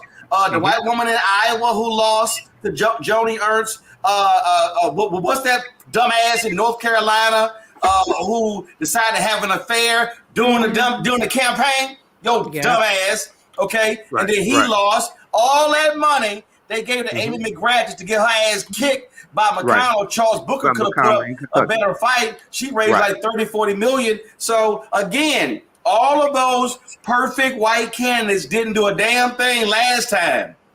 Well, Roland, I'm not talking about I'm not talking about voting for perfect white candidates. I'm talking about run better candidates. But we have to understand in those states that you, and also the other thing is you have to, you got to galvanize the African American vote, but you're gonna need more than that to take out a Susan Collins, because you're dealing with a statewide race. So what I'm saying is that when you have people like this, like a Susan Collins, who's stupid, like a Joe Manchin. Joe Manchin's up for re-election 2024. The politics in West Virginia, which is a red state, and Trump won West Virginia by something like 40 points, if I remember correctly, in 2016 and 2020, is different than Maine. But we have to understand that this comes down to voting and understanding what you're voting for, and understanding that we have to vote these people out of office who keep voting against our own interests. But Larry, I can't spend my time worrying about Manchin in 24 or Susan Collins in 26 when, if Democrats get off their ass, put the money on the ground, put the boots on the ground right now, Georgia, to ensure Warnock wins, making sure you defend Arizona and Mark Kelly, making sure you defend the seat in Nevada, making sure you defend the seat in New Hampshire, and go hard for Beasley, North Carolina, Barnes in Wisconsin, Fetterman in Pennsylvania, Demings in Florida. You got Booker in Kentucky. You got, of course, you can have Gary Chambers down in Louisiana. Like, literally, if you go register 100,000 black people in Louisiana, you could actually beat that fake corn pond Senator John Kennedy. And so you can look up, Larry, and Democrats could very well have 56-44, 57-43 majority in the Senate. But this slow walk that I'm seeing by the DSCC, and again, they're just playing this nice, wonderful, comfortable game. I'm seeing Democratic candidates, Val Demings' first ad coming out the doors, how she, law enforcement. You got Stacey Abrams, one of her talking about giving cops raises. Look, I get it. I get you got to appeal to a wide variety of people, but I'm just saying that ain't gonna get you turnout to win. Listen, Roland, it's time for transformational leadership, and you have to think differently. We've been talking about Roe v. Wade and how many decades it took. It could take us decades to dig ourselves out of this situation. And you're right. Democrats for too often, first of all, have taken black folks for granted. They can't slow walk this anymore. This is not a dream. This is a nightmare for millions of Americans. So they need to put the money in communities, particularly black communities, right now. And like you said, we talk about Georgia, Warnock, and Herschel Walker, my home state of Commonwealth of Pennsylvania, in terms of getting people out to vote, black folks out to vote in Pennsylvania, Philadelphia, in the metropolitan area.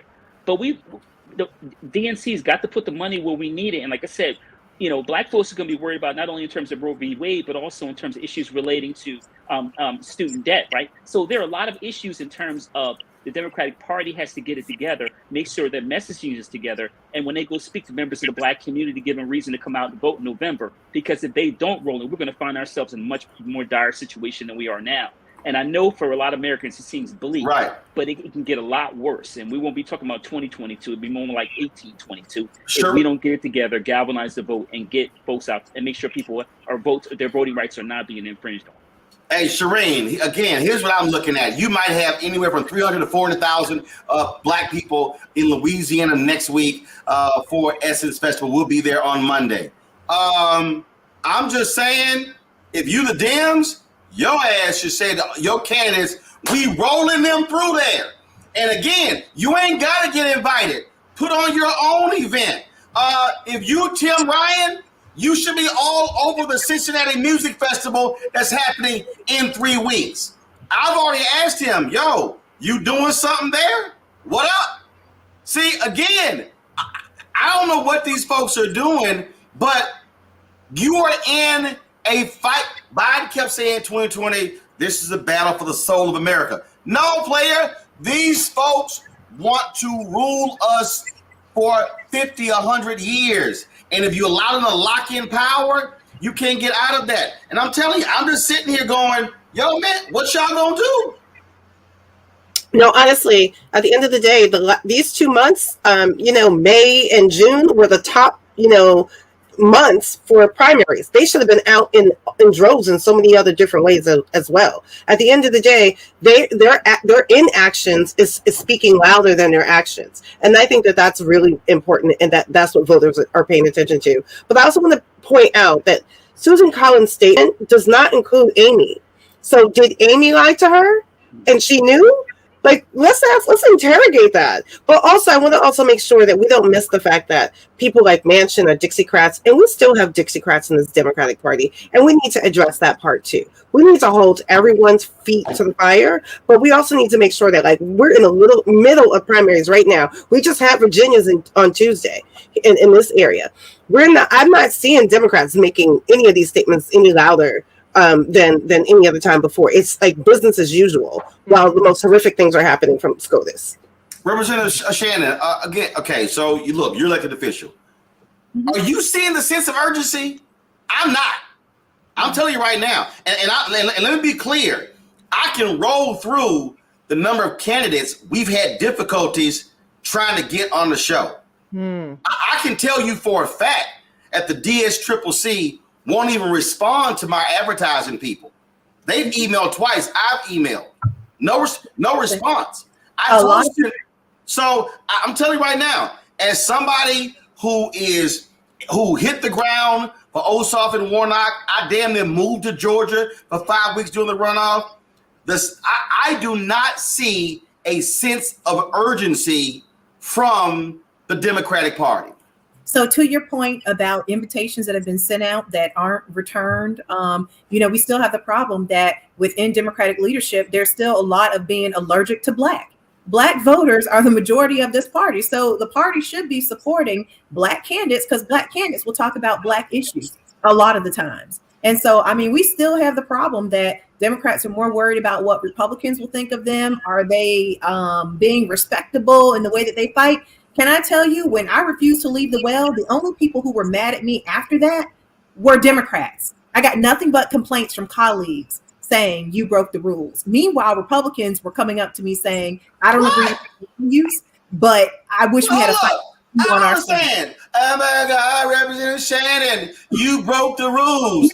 They were trying to break democracy. They are still mad that I broke the rules. That's the biggest thing you saw. Some bullshit rules. Right. Women's bodily autonomy. And you're upset that I realized that these people were radical and I put my body on the line. That's what you're upset about. So that is the problem. They are still beholden to respectability politics and thinking that their relationships with Republicans and prioritizing bipartisanship will save the day. It will not. These people are radical. They are playing to win, and they want to control us. And that is it. Reese, you would think these folks are watching the January 6th hearings and realize how far they're willing to go. But here's what's so crazy.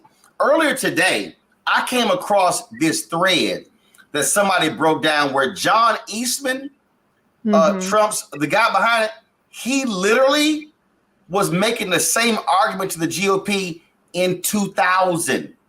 Homeboy been dealing with this for 20 years. I keep trying to explain to folk, to Representative Shannon's point, they want to keep sitting here. There are rules, there are ways we do these things.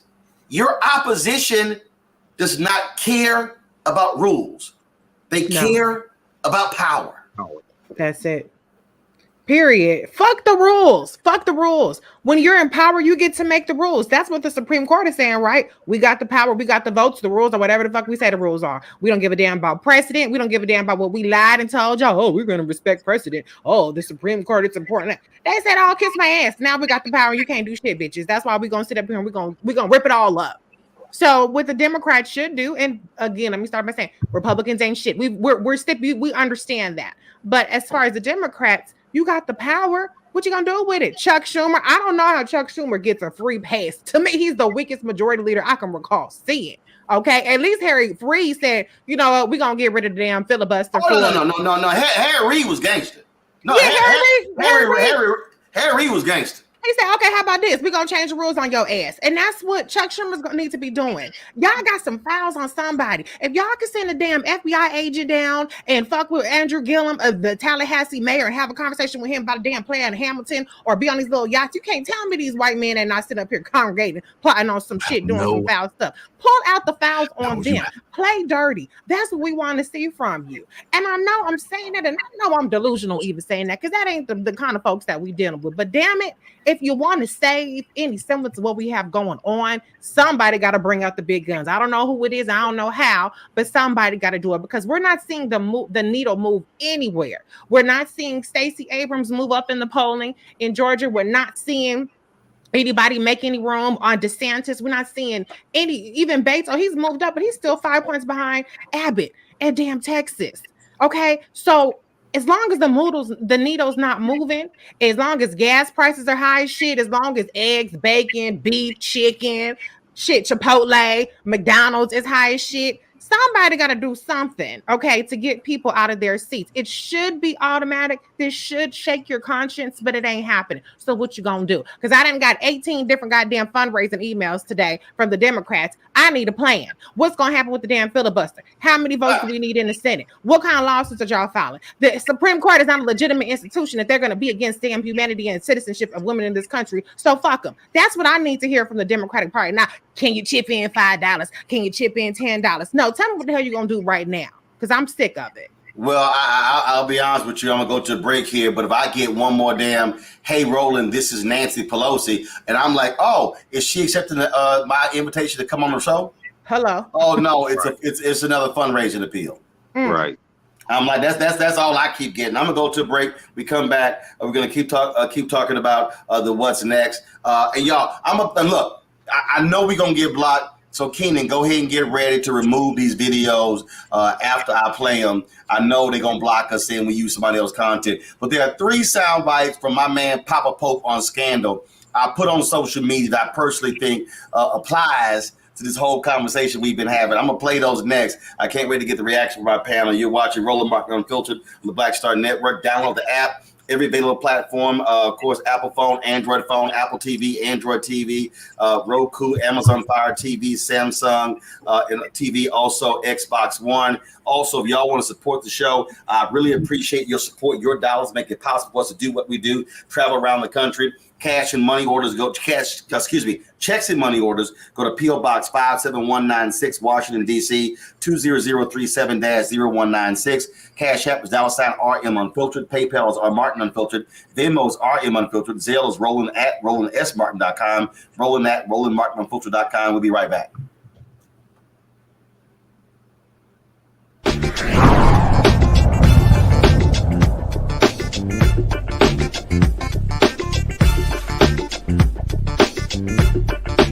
Pull up a chair, take your seat.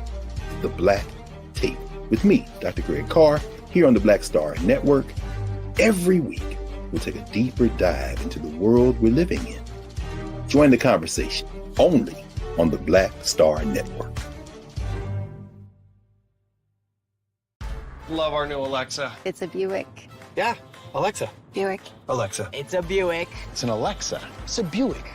It's an Alexa. Coach, that's a Buick. That's an Alexa. The Buick Enclave with available Alexa built in. Verizon just gave us all a brand new iPhone 13. We've been customers for years. We got iPhone 13s too. Switched 2 minutes ago, literally right before this. iPhone 13 on us on any unlimited plan for every customer, with plans starting at just $35. All on the network more people rely on. We're all impacted by the culture, whether we know it or not. From politics to music and entertainment, it's a huge part of our lives, and we're going to talk about it every day right here on The Culture with me, Faraji Muhammad, only on the Black Star Network.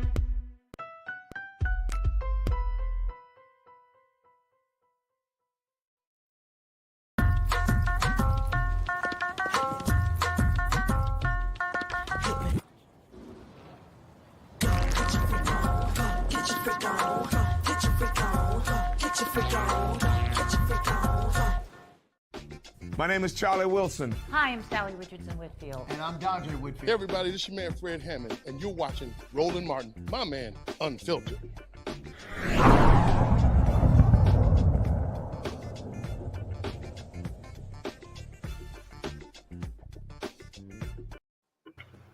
All right, folks, welcome back to Roland Martin Unfiltered. So, as we were talking about, we were just talking about in terms of how a lot of these DMs are responding. I could not help but think about scandal, Papa Pope. We had a conversation with Olivia Pope, and I do think this probably accurately describes how Democrats are responding to the thuggish gangster nature of the Republican counterparts. Watch this.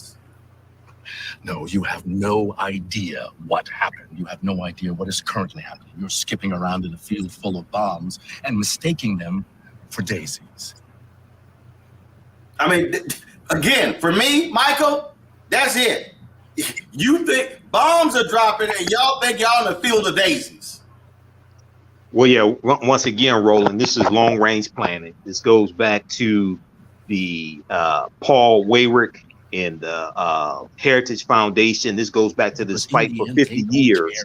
And this deals with, for decades, federal judges and Supreme Court judges have not been that important when it came to Democrats voting.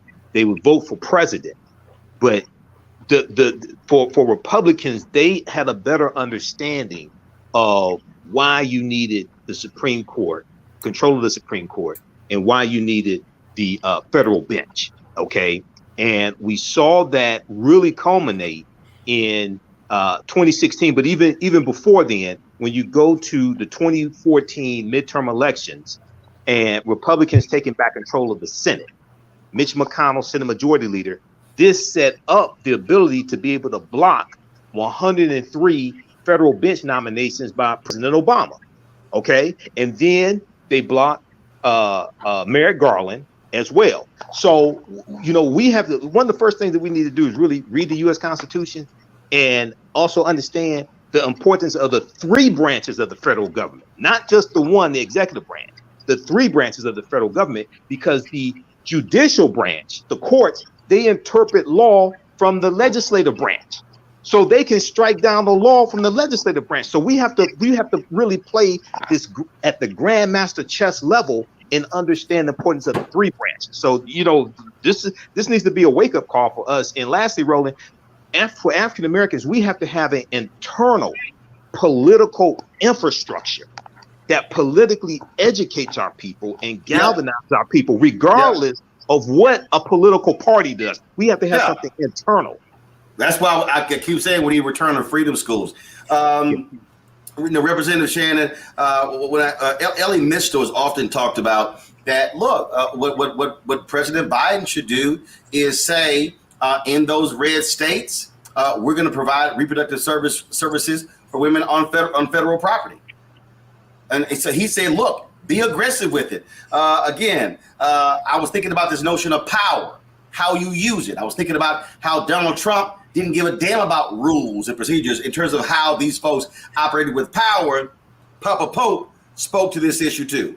You can either stand there like a 12-year-old and lecture me about morality, or even worse, rat us out in the name of justice, or you can take your cue from us and get yourself some power, real power. 1600 Pennsylvania Avenue power. You think you have that now, but you're standing on the sidelines screaming at the referee like a sad, drunk parent at a high school football game. Just saying.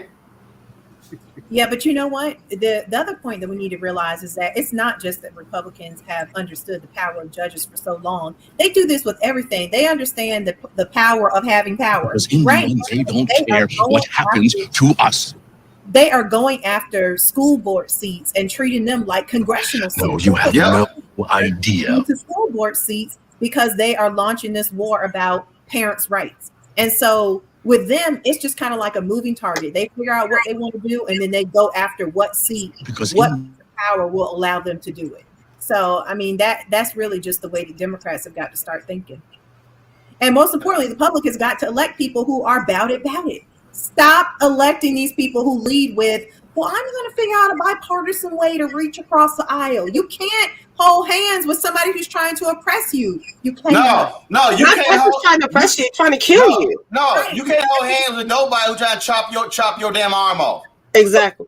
You can't hold hands with nobody like that. And that point right there, Larry, I think this last bite here, and again, I know they're gonna block us, so Keenan, you're gonna go ahead and edit these bites out.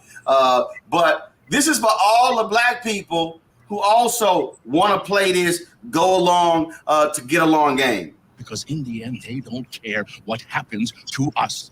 You think because they pet you on the head and tell you that you're smart and pretty, that you matter to them? You are in the light so that they can stay in the dark. Papa Poke can teach some folks, Larry. Dropping some knowledge with these clips rolling. So let me say something. First of all, you can't negotiate with people who don't see your humanity. That's first of all. Second of all, the Republicans are acting like political gangsters.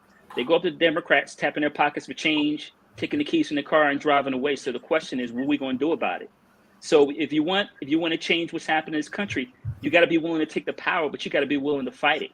So you got to be willing to take some karate classes and fight the bully, come back the next day and fight the bully. But you can't sit around and send, like we talked about, sending out emails asking for $2, $5, $10 or whatever. It is time to fight. And we need some, like I said earlier, some transformational leaders to start swinging, throwing some haymakers, because otherwise you might as well sit on the sideline. I often use this Teamwork. example, it's just a value that I've always carried. I see that every day I my go to work. speeches. And let me say this, because I already know it's going to be some fool who's going to be like, oh my goodness, Roland Martin's calling for violence. No, I'm not. And so I'm not calling for any of that. But the sentiment that Sean Connery expresses to Kevin Costner in The Untouchables is one that I'm always talking about. When you are engaged in a battle, what are you prepared to do? You said you wanted to know how to get Capone. Do you really want to get him? You see what I'm saying? What are you prepared to do? Everything within the law. And then what are you prepared to do? If you open the ball on these people, Mr. Nash, you must be prepared to go all the way. Because they won't give up the fight until one of you is dead. I want to get Capone. I don't know how to get him. Want to get Capone? Here's how you get him. He pulls a knife, you pull a gun. He sends one of yours to the hospital, you send one of his to the morgue. That's the Chicago. Shireen, right there. That's what I'm talking about. I mean, again, I'm not saying folks get violent, do stuff along those lines.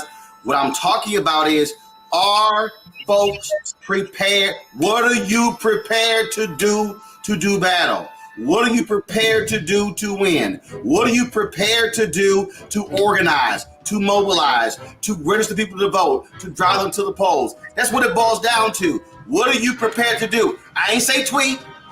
I ain't say post on Instagram. I ain't say make TikTok videos. I'm talking about that hardcore work of political work, going precinct, door to door, knocking on those doors, knocking 3 and 4 and 5 times, saying, you're going to vote, you're going to vote, you're going to vote, you're going to vote, and need a ride, we're going to be back. All of those different things, that has to happen. And that has to happen not just for the presidency, right? That has to happen also specifically for the school board. When you see these parents showing up and acting irate at the school board, make sure there's someone there to counter that response. Make sure that every one of those responses has another response, not the whole let's go out and wine and dine and then debate about what's happening on the school board level. Have our children show up. Have those parents that are willing to push back show up, because that's not about the legal system. That's about people actively showing up and letting them know that we're there and we're not going anywhere, and making sure in those moments that everybody understands that from school board, state legislature, secretary of state, and everything in between is about protecting us. Remember, what Alito just did is said we can go back to antebellum, where slavery was being slavery was legal, to actually use the law of anti-abortion. Why? Because in that point we were property. We have to understand that there are people in this country that wants us to go back to being property. We need to be able to hear that and respond to that and understand that even the concept that gun laws or a gun is more important than what's inside my body. The gun ain't attached to your body, y'all. It's attached to your hand, maybe, but not your body. And the fact that we're not, and people are not understanding what's being granted autonomy and what isn't, your individual rights are being infringed upon. And they're saying it's justified because in 1825, when that first anti-abortion law existed, we were property. We weren't just property of men, we were property of women. Like, let's understand how far back these people are reaching and how much we have lost over that time and how much we still need to be fighting. We should not be getting comfortable about whatever's moving forward at this point. We need to be fighting hard. And please remember, literally, almost every one of those anti-abortion laws happened before women even had the right to vote. Only one happened in 1950. And at that point, we were still being lynched. Let's make sure that we're listening to what is being said in every one of these different laws that are being passed, every one of these opinions. That includes the state level, because the most important part that impacts you is what the states decide to do. And states' rights still means that there are people out there who think we should still be slaves. Indeed. Let me thank Shireen Mitchell, Dr. Larry J. Walker, Michael Imhotep, Reese Colbert, Representative Renita Shannon for joining me on today's show. Thank you very much. Folks, I'm going to this final break. When we come back, I will offer up my final thoughts on, yes, this historic day where the United States Supreme Court issued their decision overturning a nearly 50-year precedent and validating Roe v. Wade, and it is no longer the law of the land. I will offer my thoughts when we come back on Roland Martin Unfiltered on the Black Star Network.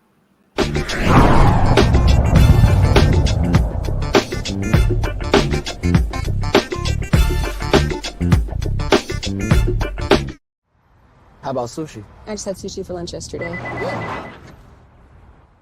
How about tacos? Automatic emergency braking, one of 6 advanced safety features standard on every 2022 Chevy Equinox. Find new technology. Find new roads. Chevrolet. iPhone 13 on us for every customer. Current, new, everyone.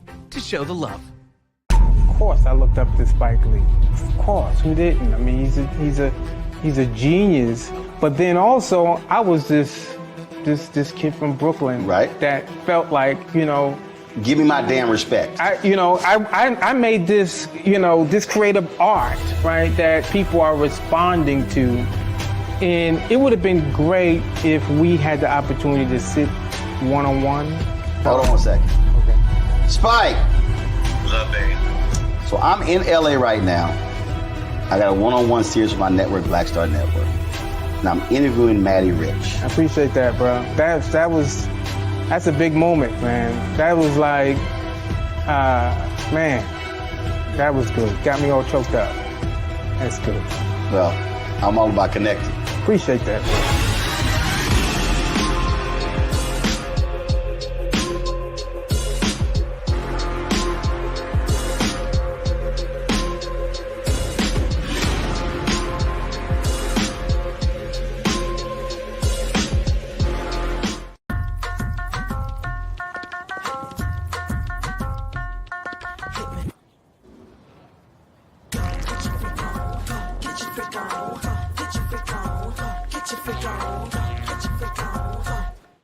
I'm Dion Cole, and you're watching Roland Martin Unfiltered. Stay woke.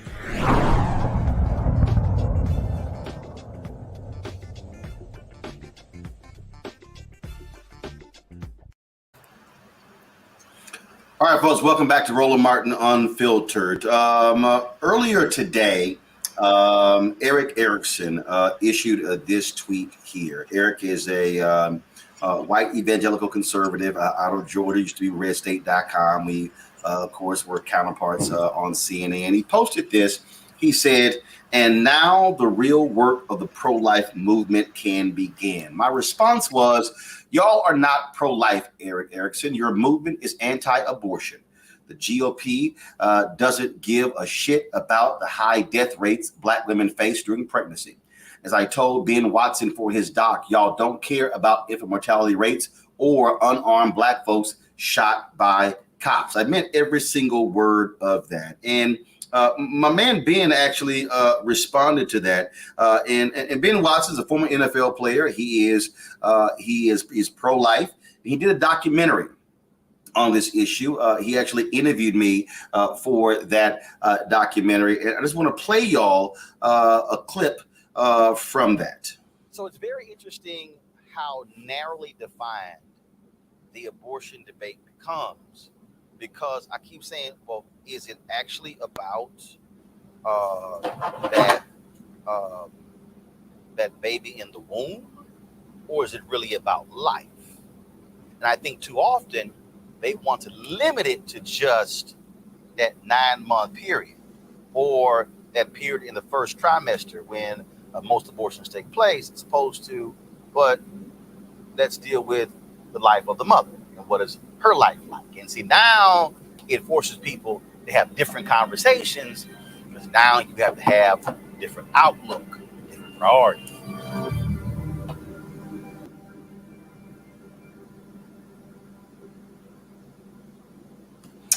Folks, that really is the issue that we're now looking at.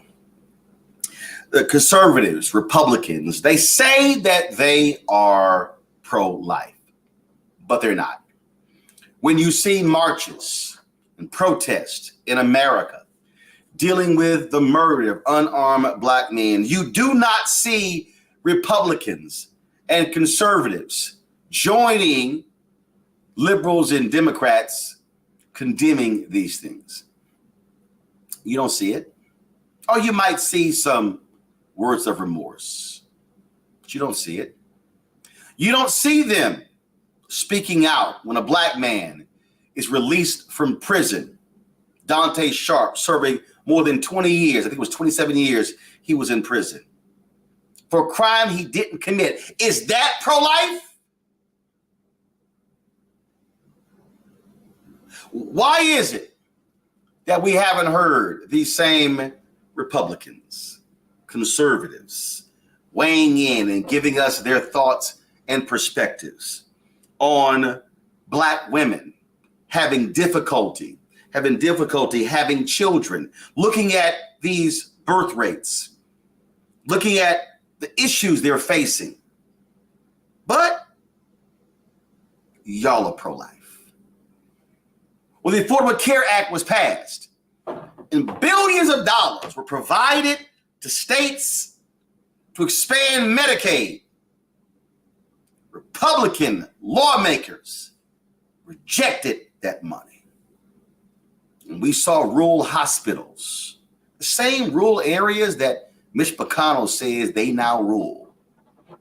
We saw those rural hospitals shut down.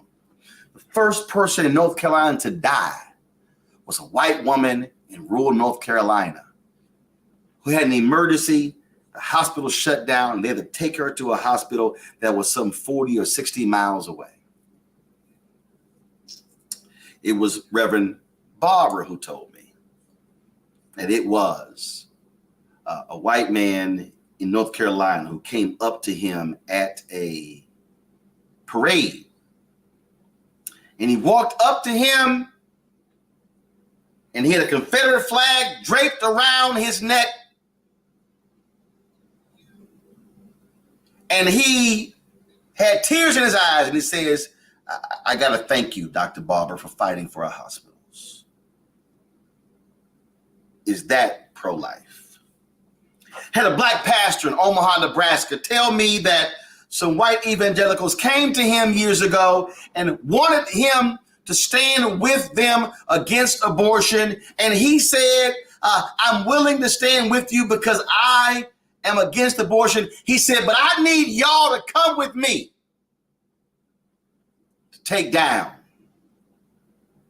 these crack houses and deal with people who are being ravaged by drugs. And they replied, Pastor, that's your issue. That's your issue. These same folks fight money for Head Start. These same folks voted against the free lunch program. These same people wanted to cut SNAP benefits. These same people don't want to support prenatal care. So how can you today relish this Supreme Court decision? I've often said this, and comedian George Carlin said this. He said, oh, they concerned when it's in the womb, but don't give a damn about the baby when it's in preschool. Folks, what we have to understand, and again, let me be clear, there are Black people out there who do not believe in abortion. There are Black people out there who believe about in terms of that child. And I understand that. But I don't care what somebody says. You gonna support a woman who is raped? You gonna support your wife being raped? Your niece being raped? Your sister being raped? Your mother being raped? Your cousin being raped? And the state telling them they must carry their child? That woman can't even take the day after pill? You got Republicans right now, y'all, trying to ban that pill. A woman who was raped? Are you meaning to tell me that there's a 10 or an 11 or 12-year-old child who has been raped and sexually assaulted by a relative, that child must carry that baby born out of incest?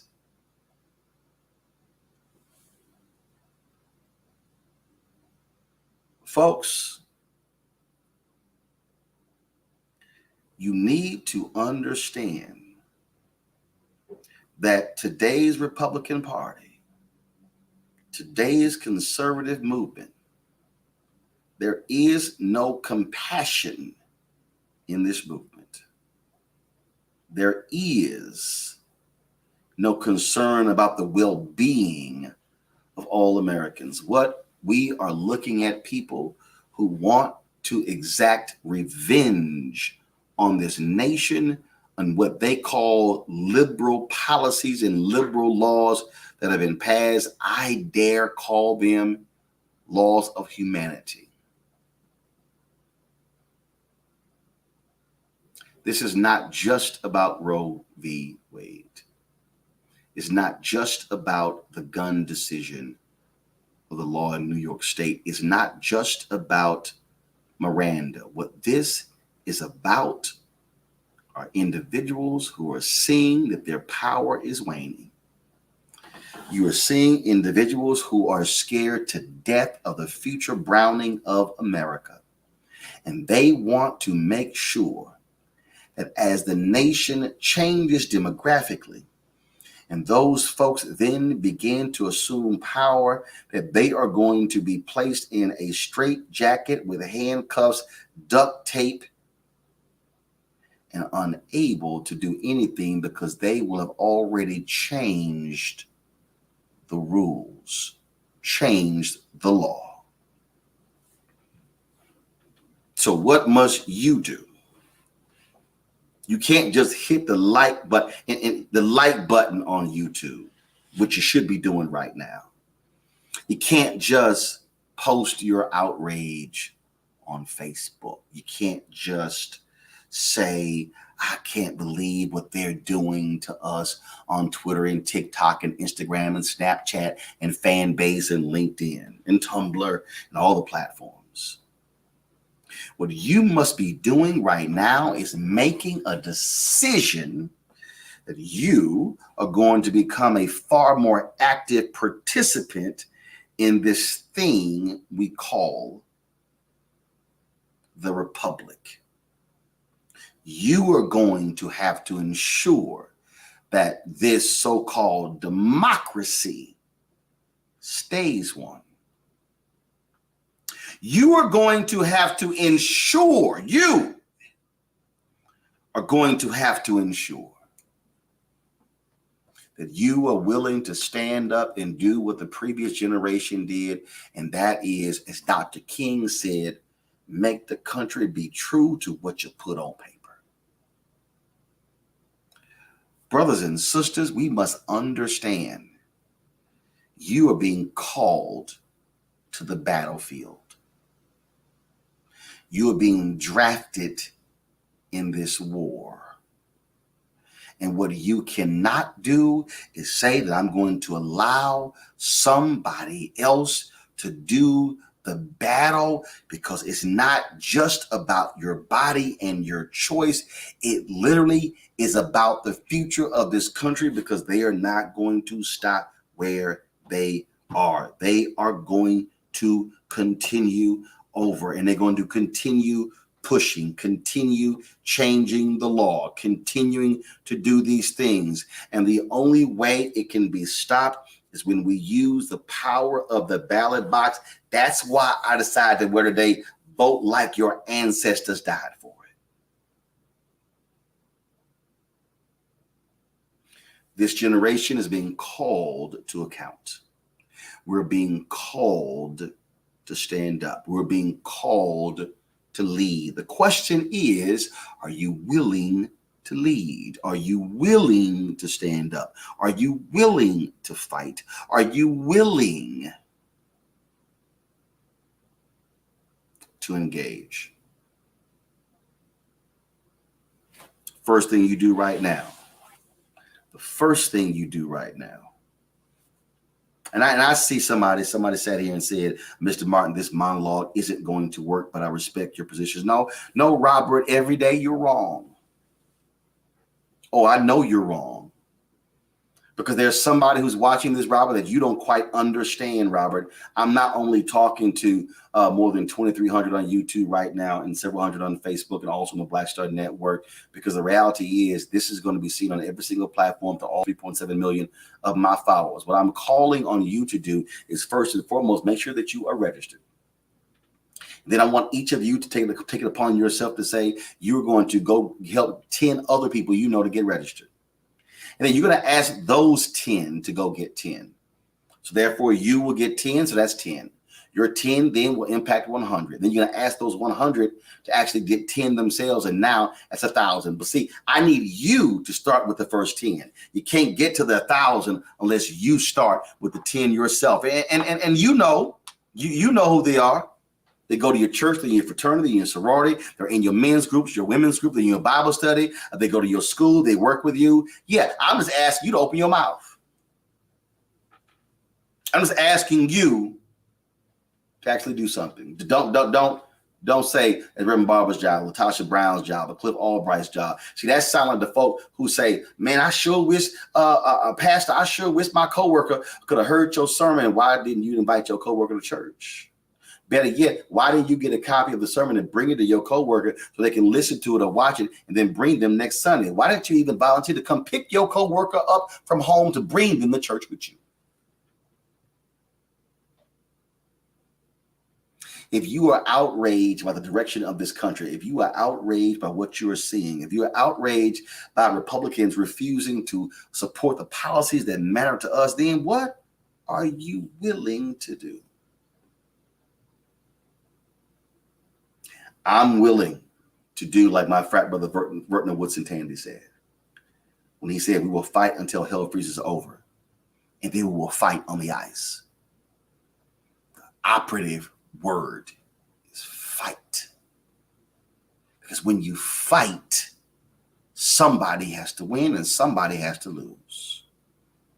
And I'll be damned if I'm not going to be the last one standing. Folks, that's it for us. Again, we were supposed to be off today. I gave my staff off, but when the Supreme Court decision came down, we decided not to go into the office, but we did this via StreamYard. Thank Keenan White for putting this all together. I think the staff will also work on this today. Folks, I will see you on Monday from New Orleans, where we will be there for Essence Festival. We'll continue to cover this story and many others. I appreciate all of you who are watching. Folks, hit that like button on YouTube, hit that like and share button on Facebook. I want you to share this with your friends. Spread this around. We should have 100 or 200 or 300 or 400 or 500,000 views of this video. This is our moment. We must be ready to fight. Holla!